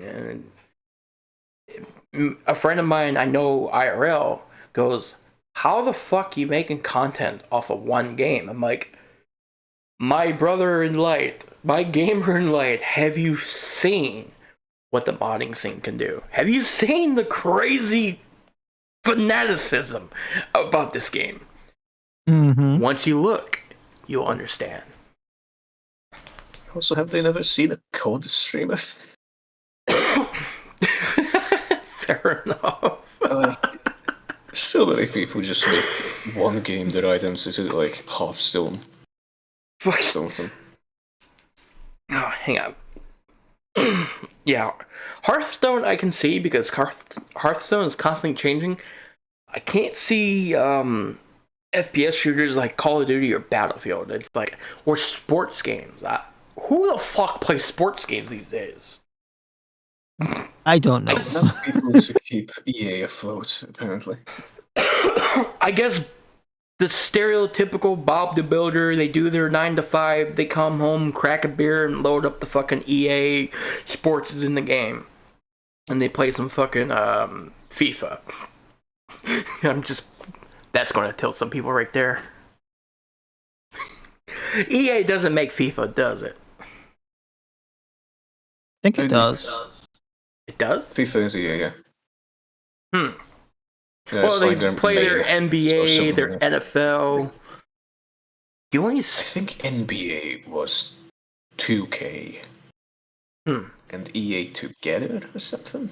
No, never played these games. I don't know. The only sport I know anything remotely of, because I played it in my earlier years, is baseball. And I can respect baseball. One, you gotta be really fucking accurate to hit a ball like that, and you gotta be a really good fucking cannon arm to throw a ball from that pitcher mound to the catcher and all that stuff. As for the terminologies, that's lost on me, but yeah, I like baseball. It's pretty cool, but I don't follow a sport. I don't follow a sport, but I know of it. I used to follow darts. That's technically a sport. I used to play it too a lot. As George Carlin once put it, darts is a sport because there's a good chance you can poke someone's eye out. A real sport is anything that has substantial risk of injury, like billiards. When you put it that way, basketball sounds like a sport because of how many times I dislocated my arms. It's like billiards in a bad neighborhood. Esport is indeed sport because there's a good chance your opponent will beat you IRL. You know what? Fair. Or mental damage. Either if you're playing League. I can't play League. But then again, some of the unhinged shit I've heard of people being overly competitive in the game. Look at Eve, for example. Eve. A bit trash. The one story the most infamous story I know of with Eve of over competitive tribal mentality. There was a fleet leader that was about ready to organize something, but someone IRL disguised themselves as a utility worker and cut the power to this guy's house. just before a big raid and stuff like that. And they were trying to coordinate and all that stuff, but they couldn't get in control of their fleet leader because their power was out, because some duder of a rival faction went to their house IRL and snipped the power line to their house. What the fuck? That is so fucking evil. I love it. Mhm. It is. You can That is look it up. creative. You could do the research yourself. It is one of the most well-known Eve fuckery out there. In fact, just a shill of YouTube channel real quick. History of Eve. This is a 8-hour video of just Eve documentary. Let me find this real quick. I mean, and it's just unsurprising. listening to this shit is like listening to war history. I shit you not. It's fucking crazy. Estimated at over 20 When you consider billion. the guilds literally make you send them your resume sometimes to get in there, I'm an accountant, I can do this, and you still get denied because you don't have enough skills to get in, real life skills. It's Oh my screwed God. up. I know some There was fucking... an economy crash in Eve bad enough that it got in the real life news. Fucking Christ. Yeah, because Eve is pay to win. They have skill injectors and shit like that. And they I can make see actual that. money. Actual real life money is made with that as well, I believe. That was happening in shit like that. You have literally entire cartels that would run gold generation for World of Warcraft and stuff like that. Mhm. And there was a exploit that was found where a rival cartel was generating infinite money, and the devs at Blizzard were like, what do we do? And it turns out one of the people of the other cartel was like, hey guys, this is how this is happening. We're going to show you this exploit because it's getting in the way of our business. They literally outed which was bad.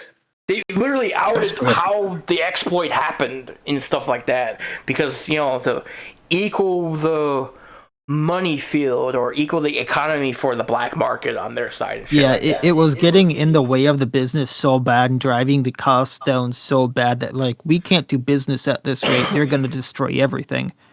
So Here we're you go. gonna undercut everybody. We're gonna reveal our secrets for the betterment of our black market or for other criminals doing this, and tell Blizzard how we're doing this shit. But yeah, circling back to what I mentioned earlier, EVE Online, Down the Rabbit Hole by Frederick Knudsen. It's about 4.5 hours. It is, almost 6 hours. 5 hours and 55 minutes and 12 seconds. This video, from start to finish, I swear to God, it was like I was watching a fucking late afternoon World War II fucking film documentary of all the Axis power shit going on. And just all kinds of just crazy shit happening in this video. And this guy took 1 or 2 years or something like that. 2+ years he was gone. He did not upload a single video in 2 years. And then 2+ years and 1,000 patrons. Boom, the deepest fucking research in a single video game ever produced. I'm just quoting a quote from the Spiffing Brit right there in the comments, but there's almost 17,000 comments on this video and almost 5 million views on it. It's an amazing video to listen to, but Eve is, whoa. It's a way of life. No wonder fucking Pirate Software jumped the fuck out of that hell pit of a fucking MMO. Yeah. Jesus. But at this point, it's no longer Darkest Dungeon, Yeah, at this point, we're just talking about random things, aren't we? I mean, I'm just going on random things just to spite that one comment I got. You guys know the one. Yep. Yes, I do. It's 2 hours of Monster Hunter and Final Fantasy 14. I'm like, no, it was actually 16 minutes. Well, here you go. You got an actual complaint to have now. Well, we're not at the 2-hour mark yet, so we have to keep talking. So with that being said, hey, sorting, how's your new estate shaping up? Because I know you said you were starting the Madness estate. Yeah. Have we actually talked about it yet? No, I haven't actually. My new estate is the 60% blood moon, pending 40%, just for those in the future, because of some fuckery with the thing. But I have a very curated list. I have Swine Scavenger appearing everywhere, because why not? I have, it's Blood Moon, it's going to be permadeath. There's going to be... Now, permadeath in the case of... If someone dies, I'm still going to re-recruit them if I see a copy of them in the roster, or if I get them back from Resurrection. I'm not doing this for a flex. I gotta have some fun myself, you know what I mean? So there will be times I'll bend the rules of the Resurrection bit. Now, this will be a mostly fixed roster, unless there's going to be like a banger-ass class that comes out of nowhere. I will be adding the Sibyl to this roster. Excuse me, I just burped in the middle of my talk. There, just to upset the other people. Anyways, the Horang, I'm going to add if he gets fully released. Ronnie, I'm still kind of debating if I want to include her, but there's a couple work in progress classes I included. Let me take a look. Let's see, I'm using Harlot with private rework. I am using the Steel Driver, which Jerry the Mouse or Jerry Pizza Hat, I don't know what, I'm just going to call him Jerry since that's what I've seen others call him. He's working on Bluesman and Steel Driver reworks to kind of put him up to par and stuff like that. The Bluesman rework is awesome. He's a bit more of a, kind of like a support, but the frontline bleed he has with that debuff kind of goes hard. If you get that rampant and stuff like that, it's pretty nice. The Steel Driver rework, it basically takes the summon and turns it into a frontal blight. So instead of the summon, being the TNT, it's just a frontline cleave blight. Perfect. Beautiful.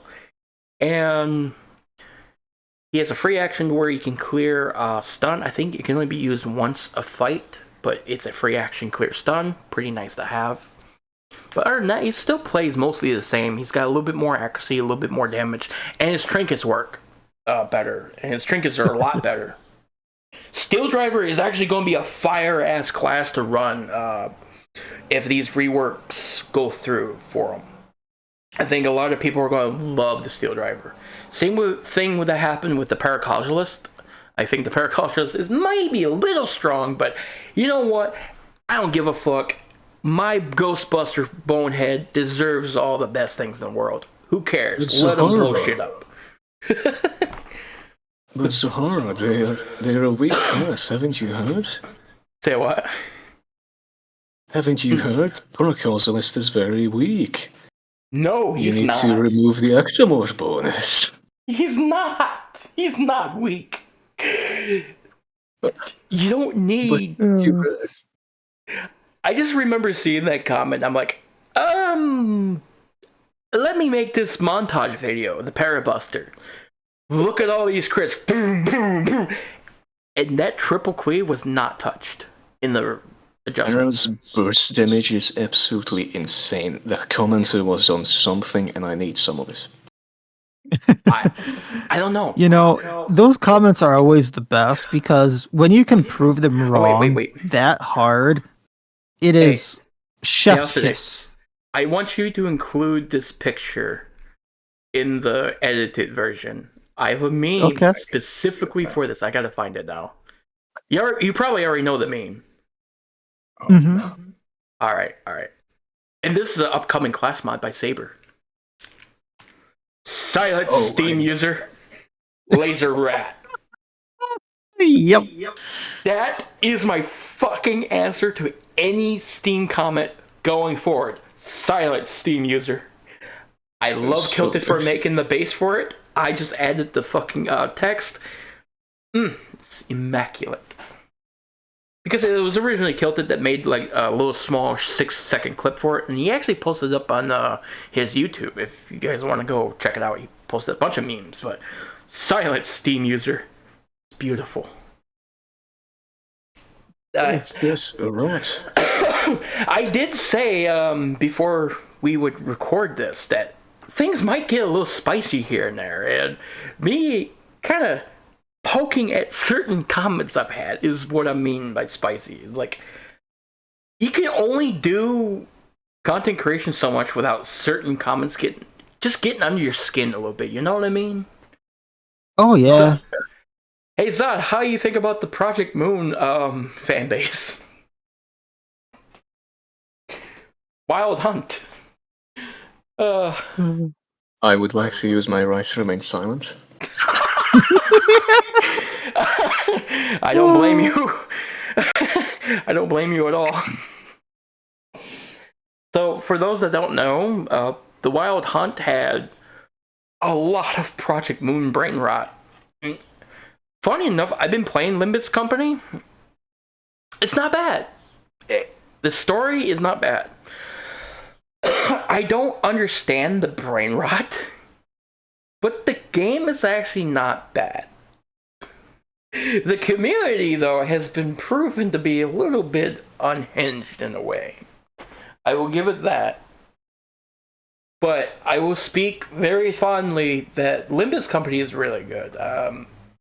If you ever decide to look into it, it ain't bad. It's not Arknight's level, but I would say it's pretty comparable, I would say. But honestly, it's still a gacha at the end of the day, and I don't recommend gacha. The only gacha I will ever recommend people play, Arknights. It's beautiful. Respects your time, unless you're chip farming. Fuck chip farming. And LMD. Oh my god, I'm constantly broke. I make 250,000. Let's. Then you're in zero. It's You gone. level up one operator, then it's just gone. I spent like $1 million LMD on because I sparked a Spectre Altar before the last limited banner went. I was like, you know what? Let's level her up. Fuck it. I have a shit ton of supplies. I have a shit ton of supplies kind of backed up over the last, I don't know, 4 years of playing this game, 5 years. So I got plenty of raw mats for my operators. It's money I'm just constantly blowing through. You know what I mean? Yeah. But Unfortunately, I do. Zod, what level or what chapter did you get up to in Arknight so far? Oh, well, that's that. In the meantime, to also have a bit of DD talk, how about we talk about the... 1 second. We can talk about Multiplayer if you want real quick, because I'm actually interested in playing it. I was gonna say the latest bigger mod release being the Worgen. Oh yeah, that dude. That would He be is immaculate. what's his name? Well. I always forget his name. Jen Greymane? Gen Greymane. Jen Greymane, yeah. From The World art, of Warcraft/Warcraft. dude. My favorite aspect of that whole class is the de-transformation animation, where he's like sliding back. Slide back. Oh, the Akira slide, basically. Yeah. It's literally the Akira slide. Very good. It is the current peak of Hedi's art. Hedi It looks amazing. Hedi's done some phenomenal work. Now, ladies and gentlemen, well, before we head off, Zot, sell me on Melty Blood real quick. Oh boy, that is a complicated thing. Because I don't play fighting games on the regular. I have played a little bit of Soul Calibur and Blaze Blue in the past, but it's not really something I do on the regular. Is it more of a twitchy kind of fighter? Is it like what kind of fighter is it? What is the closest comparison you could make? Because I played Street Fighter, Soul Calibur, and Blaze Blue as my main ones. I've also touched on Guilty Gear Strive as well. Well, from what you played, it's closest to Blaze Blue. It's a very old series. It's one of the few series that was mainly PC based, if I remember correctly. Yeah. And it's made by French bred and Type Moon. And for those that don't know, Type Moon is the same company that makes Fate. You know, the Fate Stay that one. Night. Yes, that one. So the one that has broken containment a few times. Yes, and there are actually Fate characters in the latest Melty Blood game. Including, of course, Saber. I do enjoy Fate as a series. Fate Apocrypha or something like that. Peak fight animation. Peak. Yeah, story, however, is convoluted as fuck. Yeah, that's the nature of Fate. Same goes for Melty. It started as a visual novel at first. I'm trying to remember the VN's name, but I can't remember. Dojin circles Type Moon French Bread as the meta sequel of Tsukuhime, Moon Princess. Yes. If I'm understanding the translation right, Suki is moon and Hime is princess. The literal translation. Oh, it's an adult visual novel. Yeah. Interesting. It was Fate originally.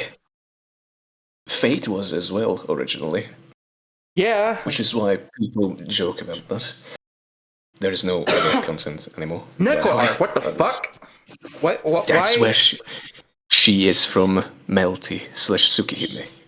What the is that? Why am I seeing Neko Arc everywhere now? This is where she's from. This is her origin. Okay. In short, the protagonist, there are three protagonists. One's a vampire, one's just a high school guy, because of course. And a Vatican vampire hunter. Beautiful. The vampire one is Ark, who Neko Arc is an alternate version of. Also, Neko Arc is God. Huh. Well, shit. Alright, I'll look into it. For those on my channel, don't be surprised if you see a bunch of new videos of me trying to get into Melty Blood at some point. It's part of my grand plan of, I want to diversify content, you know. I do it. Same thing with the podcast. Do it. Like, same thing with the podcast.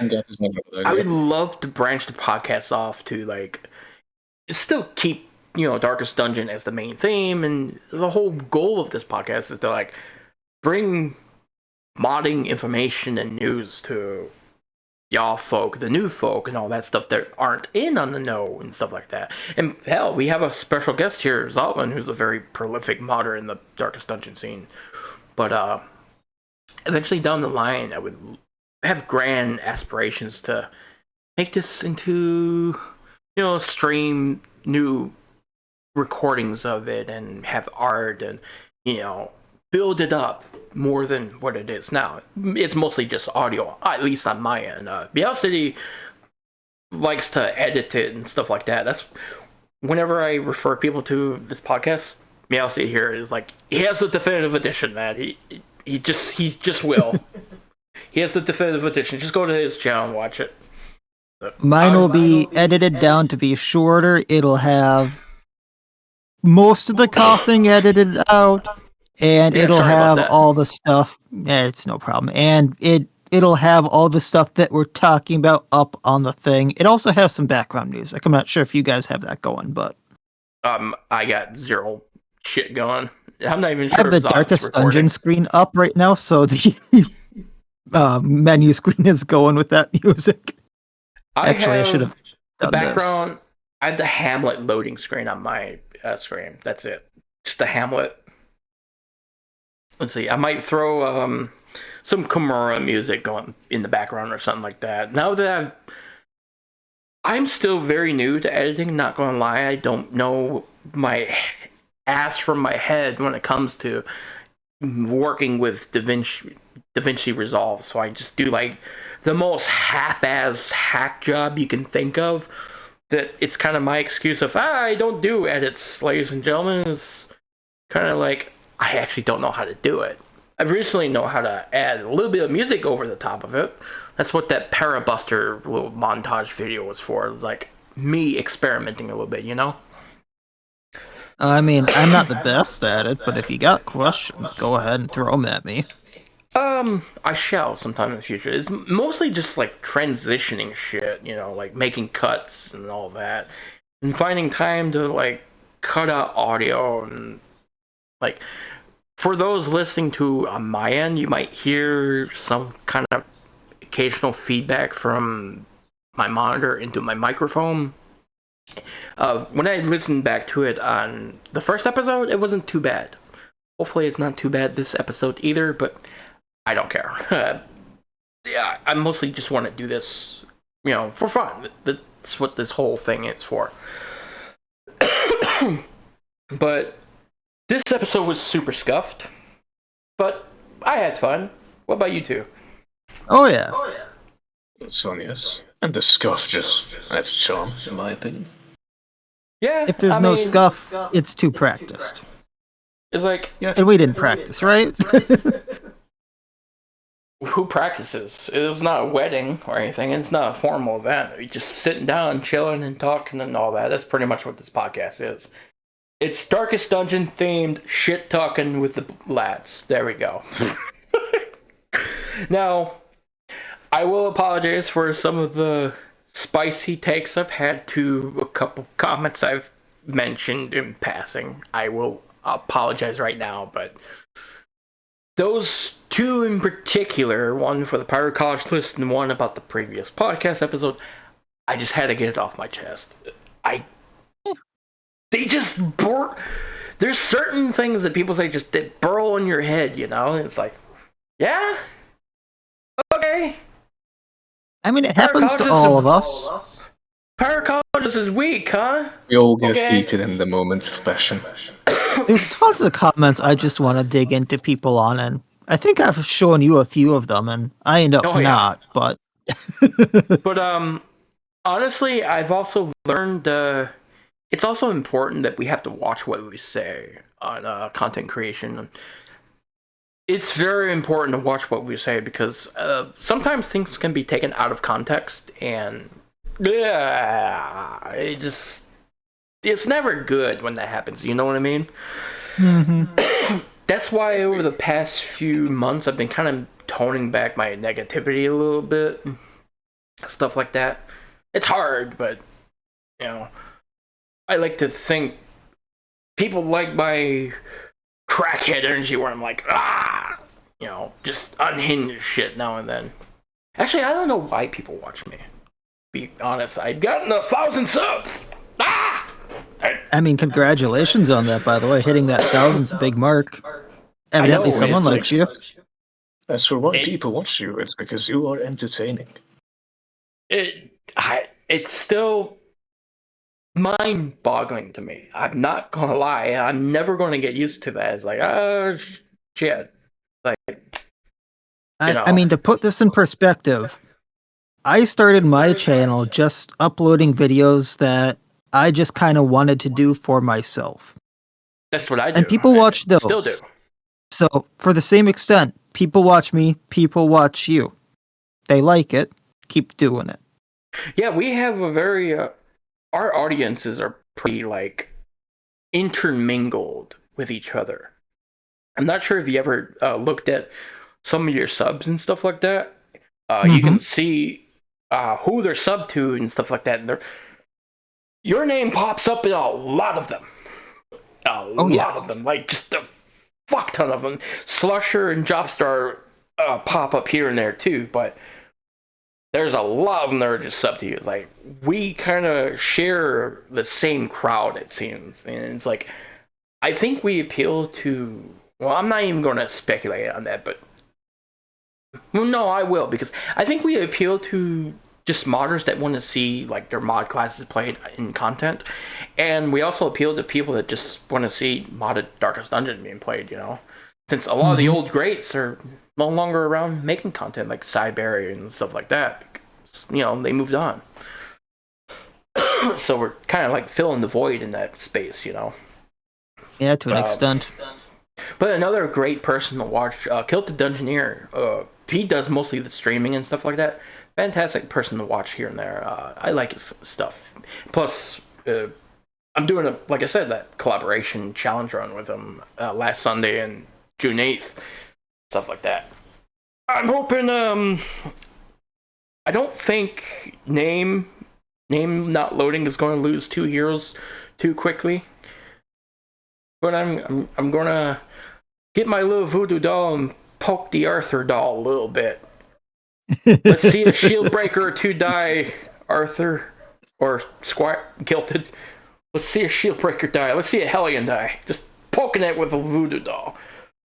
I think name not loading just grab a Arthur voodoo doll and a redhead one, and just have the redhead one touch it, and Arthur will just phase out of existence. Yeah. But yeah, I'm behind in that Lordo challenge by 2 deaths. Weeks 3 and 4 back to back. I'm like, that second one I could have prevented with my Howl Master blocking my occultist. But basically, like I said, I mentioned it before, but just to quickly run down what the rosters are. So the draft lock, third of the roster goes to me. My roster is Howlmaster, Occultist, Abomination, let's see, Bounty Hunter, who else? Crusader and Jester. That's my 6.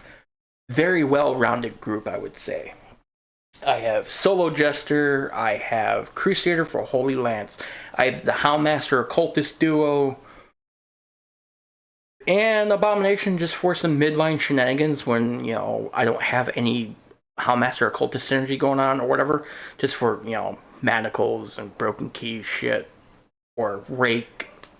Abomination, I think people give Abomination a lot of shit, but I think he's pretty damn well-rounded and pretty good in certain situations where if you need some damage, you got damage. If you need stuns, you got stuns. If you need blight, you got blight. Like, he's not terrible. He's not the best. And if you need emergency damage and emergency something dead, pop him into beast form. Bam. It's like he's beast not the mode worst is hero. leper with accuracy.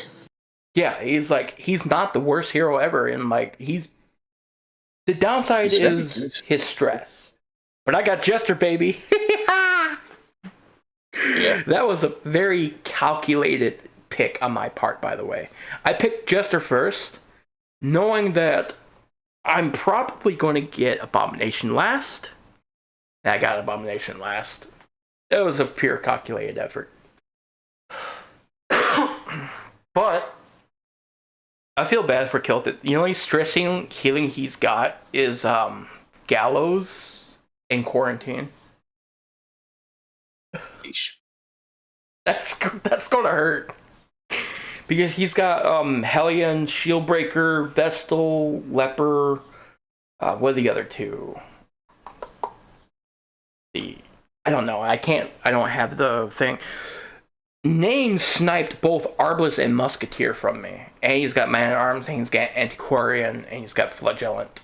Ah! He also has a Plague Doctor, which I thought, wow, he's got a good team. Yeah, that I was going to snag Plague Doctor. I knew Plague Doctor was going to get snagged by someone. She wasn't going to last. It's like, if I was talking with a couple of people, it's like, I said to myself, as long as I can grab, like, Howlmaster, or maybe Occultist, or if I can play into my favorite strategy of Mark teams, I'm golden. And if I can play into my Mark teams, as long as I get, like, Crusader or something like that, something with just a good general all-around lad for good damage, I'm golden. I got Abomination and Crusader. I got too flexible dudes for that kind of thing. So I think the only problem I'm going to have is maybe Countess. DD2, I have Houndmaster Guard, right? But the goal is to kill all bosses, including Crimson Cord and Sleeper. Sleeper is a part of that too. Endless, I think, is going to be hard. But enough talking about me. We've been running for, wow, just over 2 hours and 15 minutes. Ladies and gentlemen, Miacidae and Zotlan, this has been really fucking fantastic. The power double hour of banter and fun and all that stuff. How about Indeed. we try to wrap things up real quick? But Sure. before we go, I just want to say one quick thing. Just one quick thing. Okay, I don't got it. Where was it? Oh yeah, go take a look in the Darkest Dungeon Discord. Look at mod art and look at what Kirby is cooking up. A bone musketeer. Bone musketeer. More enemies. I think seeing more generic dudes, like more generic enemies in like factions and shit like that. More brigands, more skeletons, more pelagic dudes, more drowned dead, and more fungal dudes. I think that's a fun idea. Because a really old mod where they were like making like variants of enemies was a novel idea. But seeing like unique art and animation for that would be pretty cool. Anyways, Miacidae, you ready to wrap things up? Sure thing. Anyways, ladies and gentlemen, this has been the Stresscast. It has been your host, Sorting Helmet, and Miacidae. and our special guest, Welcome. Zotlan. Could hardly hear you there. God damn it. Yeah, you cut out. This has been Zotlan. Anyways, our special guest is out. Thank you for coming on and all that stuff. Thank you for sharing some information about Defect and the Darkest Extension, or the VSC thing. And Yeah, sounds like it's going to be fun. super useful. Yeah. Indeed. And thank you for taking some time out of your day to just, jump on and talk with us. If you ever want to jump in on future episodes, go ahead and poke me or Miacidae any day or something like that. We haven't really had a schedule for these, but hey, you're welcome anytime on if you want. It was really cool just having another person on. Sure thing. And if you guys want me anytime, just yeet a brick at me. Yeah, will do. I'll find one. Yeah. Plus, it's just fun having a modder on, just to have some modder insight into mod user insight and all that, and have that cross reference going on. Even though we haven't really dug into things as much as I thought we would. Like maybe one day we'll pick a mod and just like crack that bitch open like a soft-shelled crab and or hard-shelled crab and just like pick at the guts and look at shit. That would be a fun idea. Another idea. If we do that, we really need to get one that has some weird mechanics on the inside. Well, I could pick a very good one for that. There's a couple like that. A couple Hauser mods can be like that. A couple, no offense to Hauser, but Jiangxi is a little bit weird. Nosferatu is a little bit weird as well. There's a couple old dated mods and stuff like that. Or if you look at Saw Hunter under the hood, oh wow. Or Forlorn. Saw Hunter's great though. I mean, they're great. They're just weird under the hood. Are they really that strange on the code? Forlorn, for example, has, I believe it was 6 or 7 different variations just for the whip. What the fuck? Yeah, I actually almost took them out of the estate because of how much trouble I was having taking the stress heal off of the whip, because there are that many variations of just the first skill. What the fuck? Okay, I need to start poking at the code on some of these mods a little bit more often, because Saw Hunter being as crazy as it is, I didn't expect that. It seemed like a pretty simple class. It seems like it. Forlorn was way worse, but Saw Hunter I actually haven't fixed all the way. I could not find a way to fix. Didn't You who did the do. coding for Forlorn? Sasiji. Tsasiji, brilliant mind, brilliant person. He came up with Looking the at their majority codes of our like, workarounds. what the hell am I looking at? I don't know. You want to go off the deep end? Sure. Look at Dredge and Uncrowned. I looked at Uncrowned. Okay, speaking of the Dredge, The Abyss started back. the Dredge has a new version out, which is still strong, but you know what? I don't give a fuck. It's playable. The Fire Edition Dredge is a complete rework of the Dredge to where it works like the Abomination. It's great. I love it. Guilty pleasure because, hey, I went this entire episode without talking about fire attacks for once.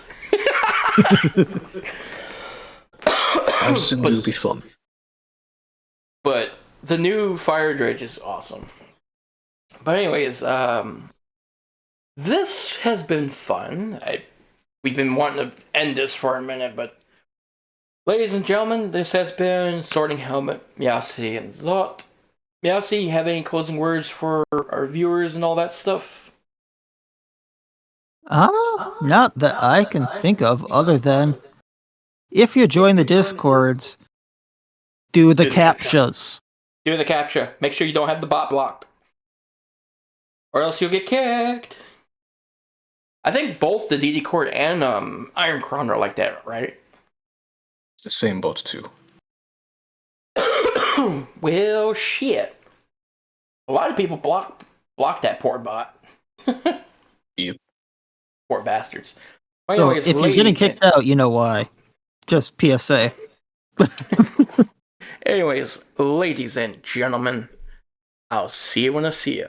Take care and bye. As always, wish you all well. See you next time, and please have a good one. Roar. Insert Everyone. flailing wave. Also, totally silent Steam user. Sorry, I had to get that one out on the road. Bye. Goodbye, everyone. And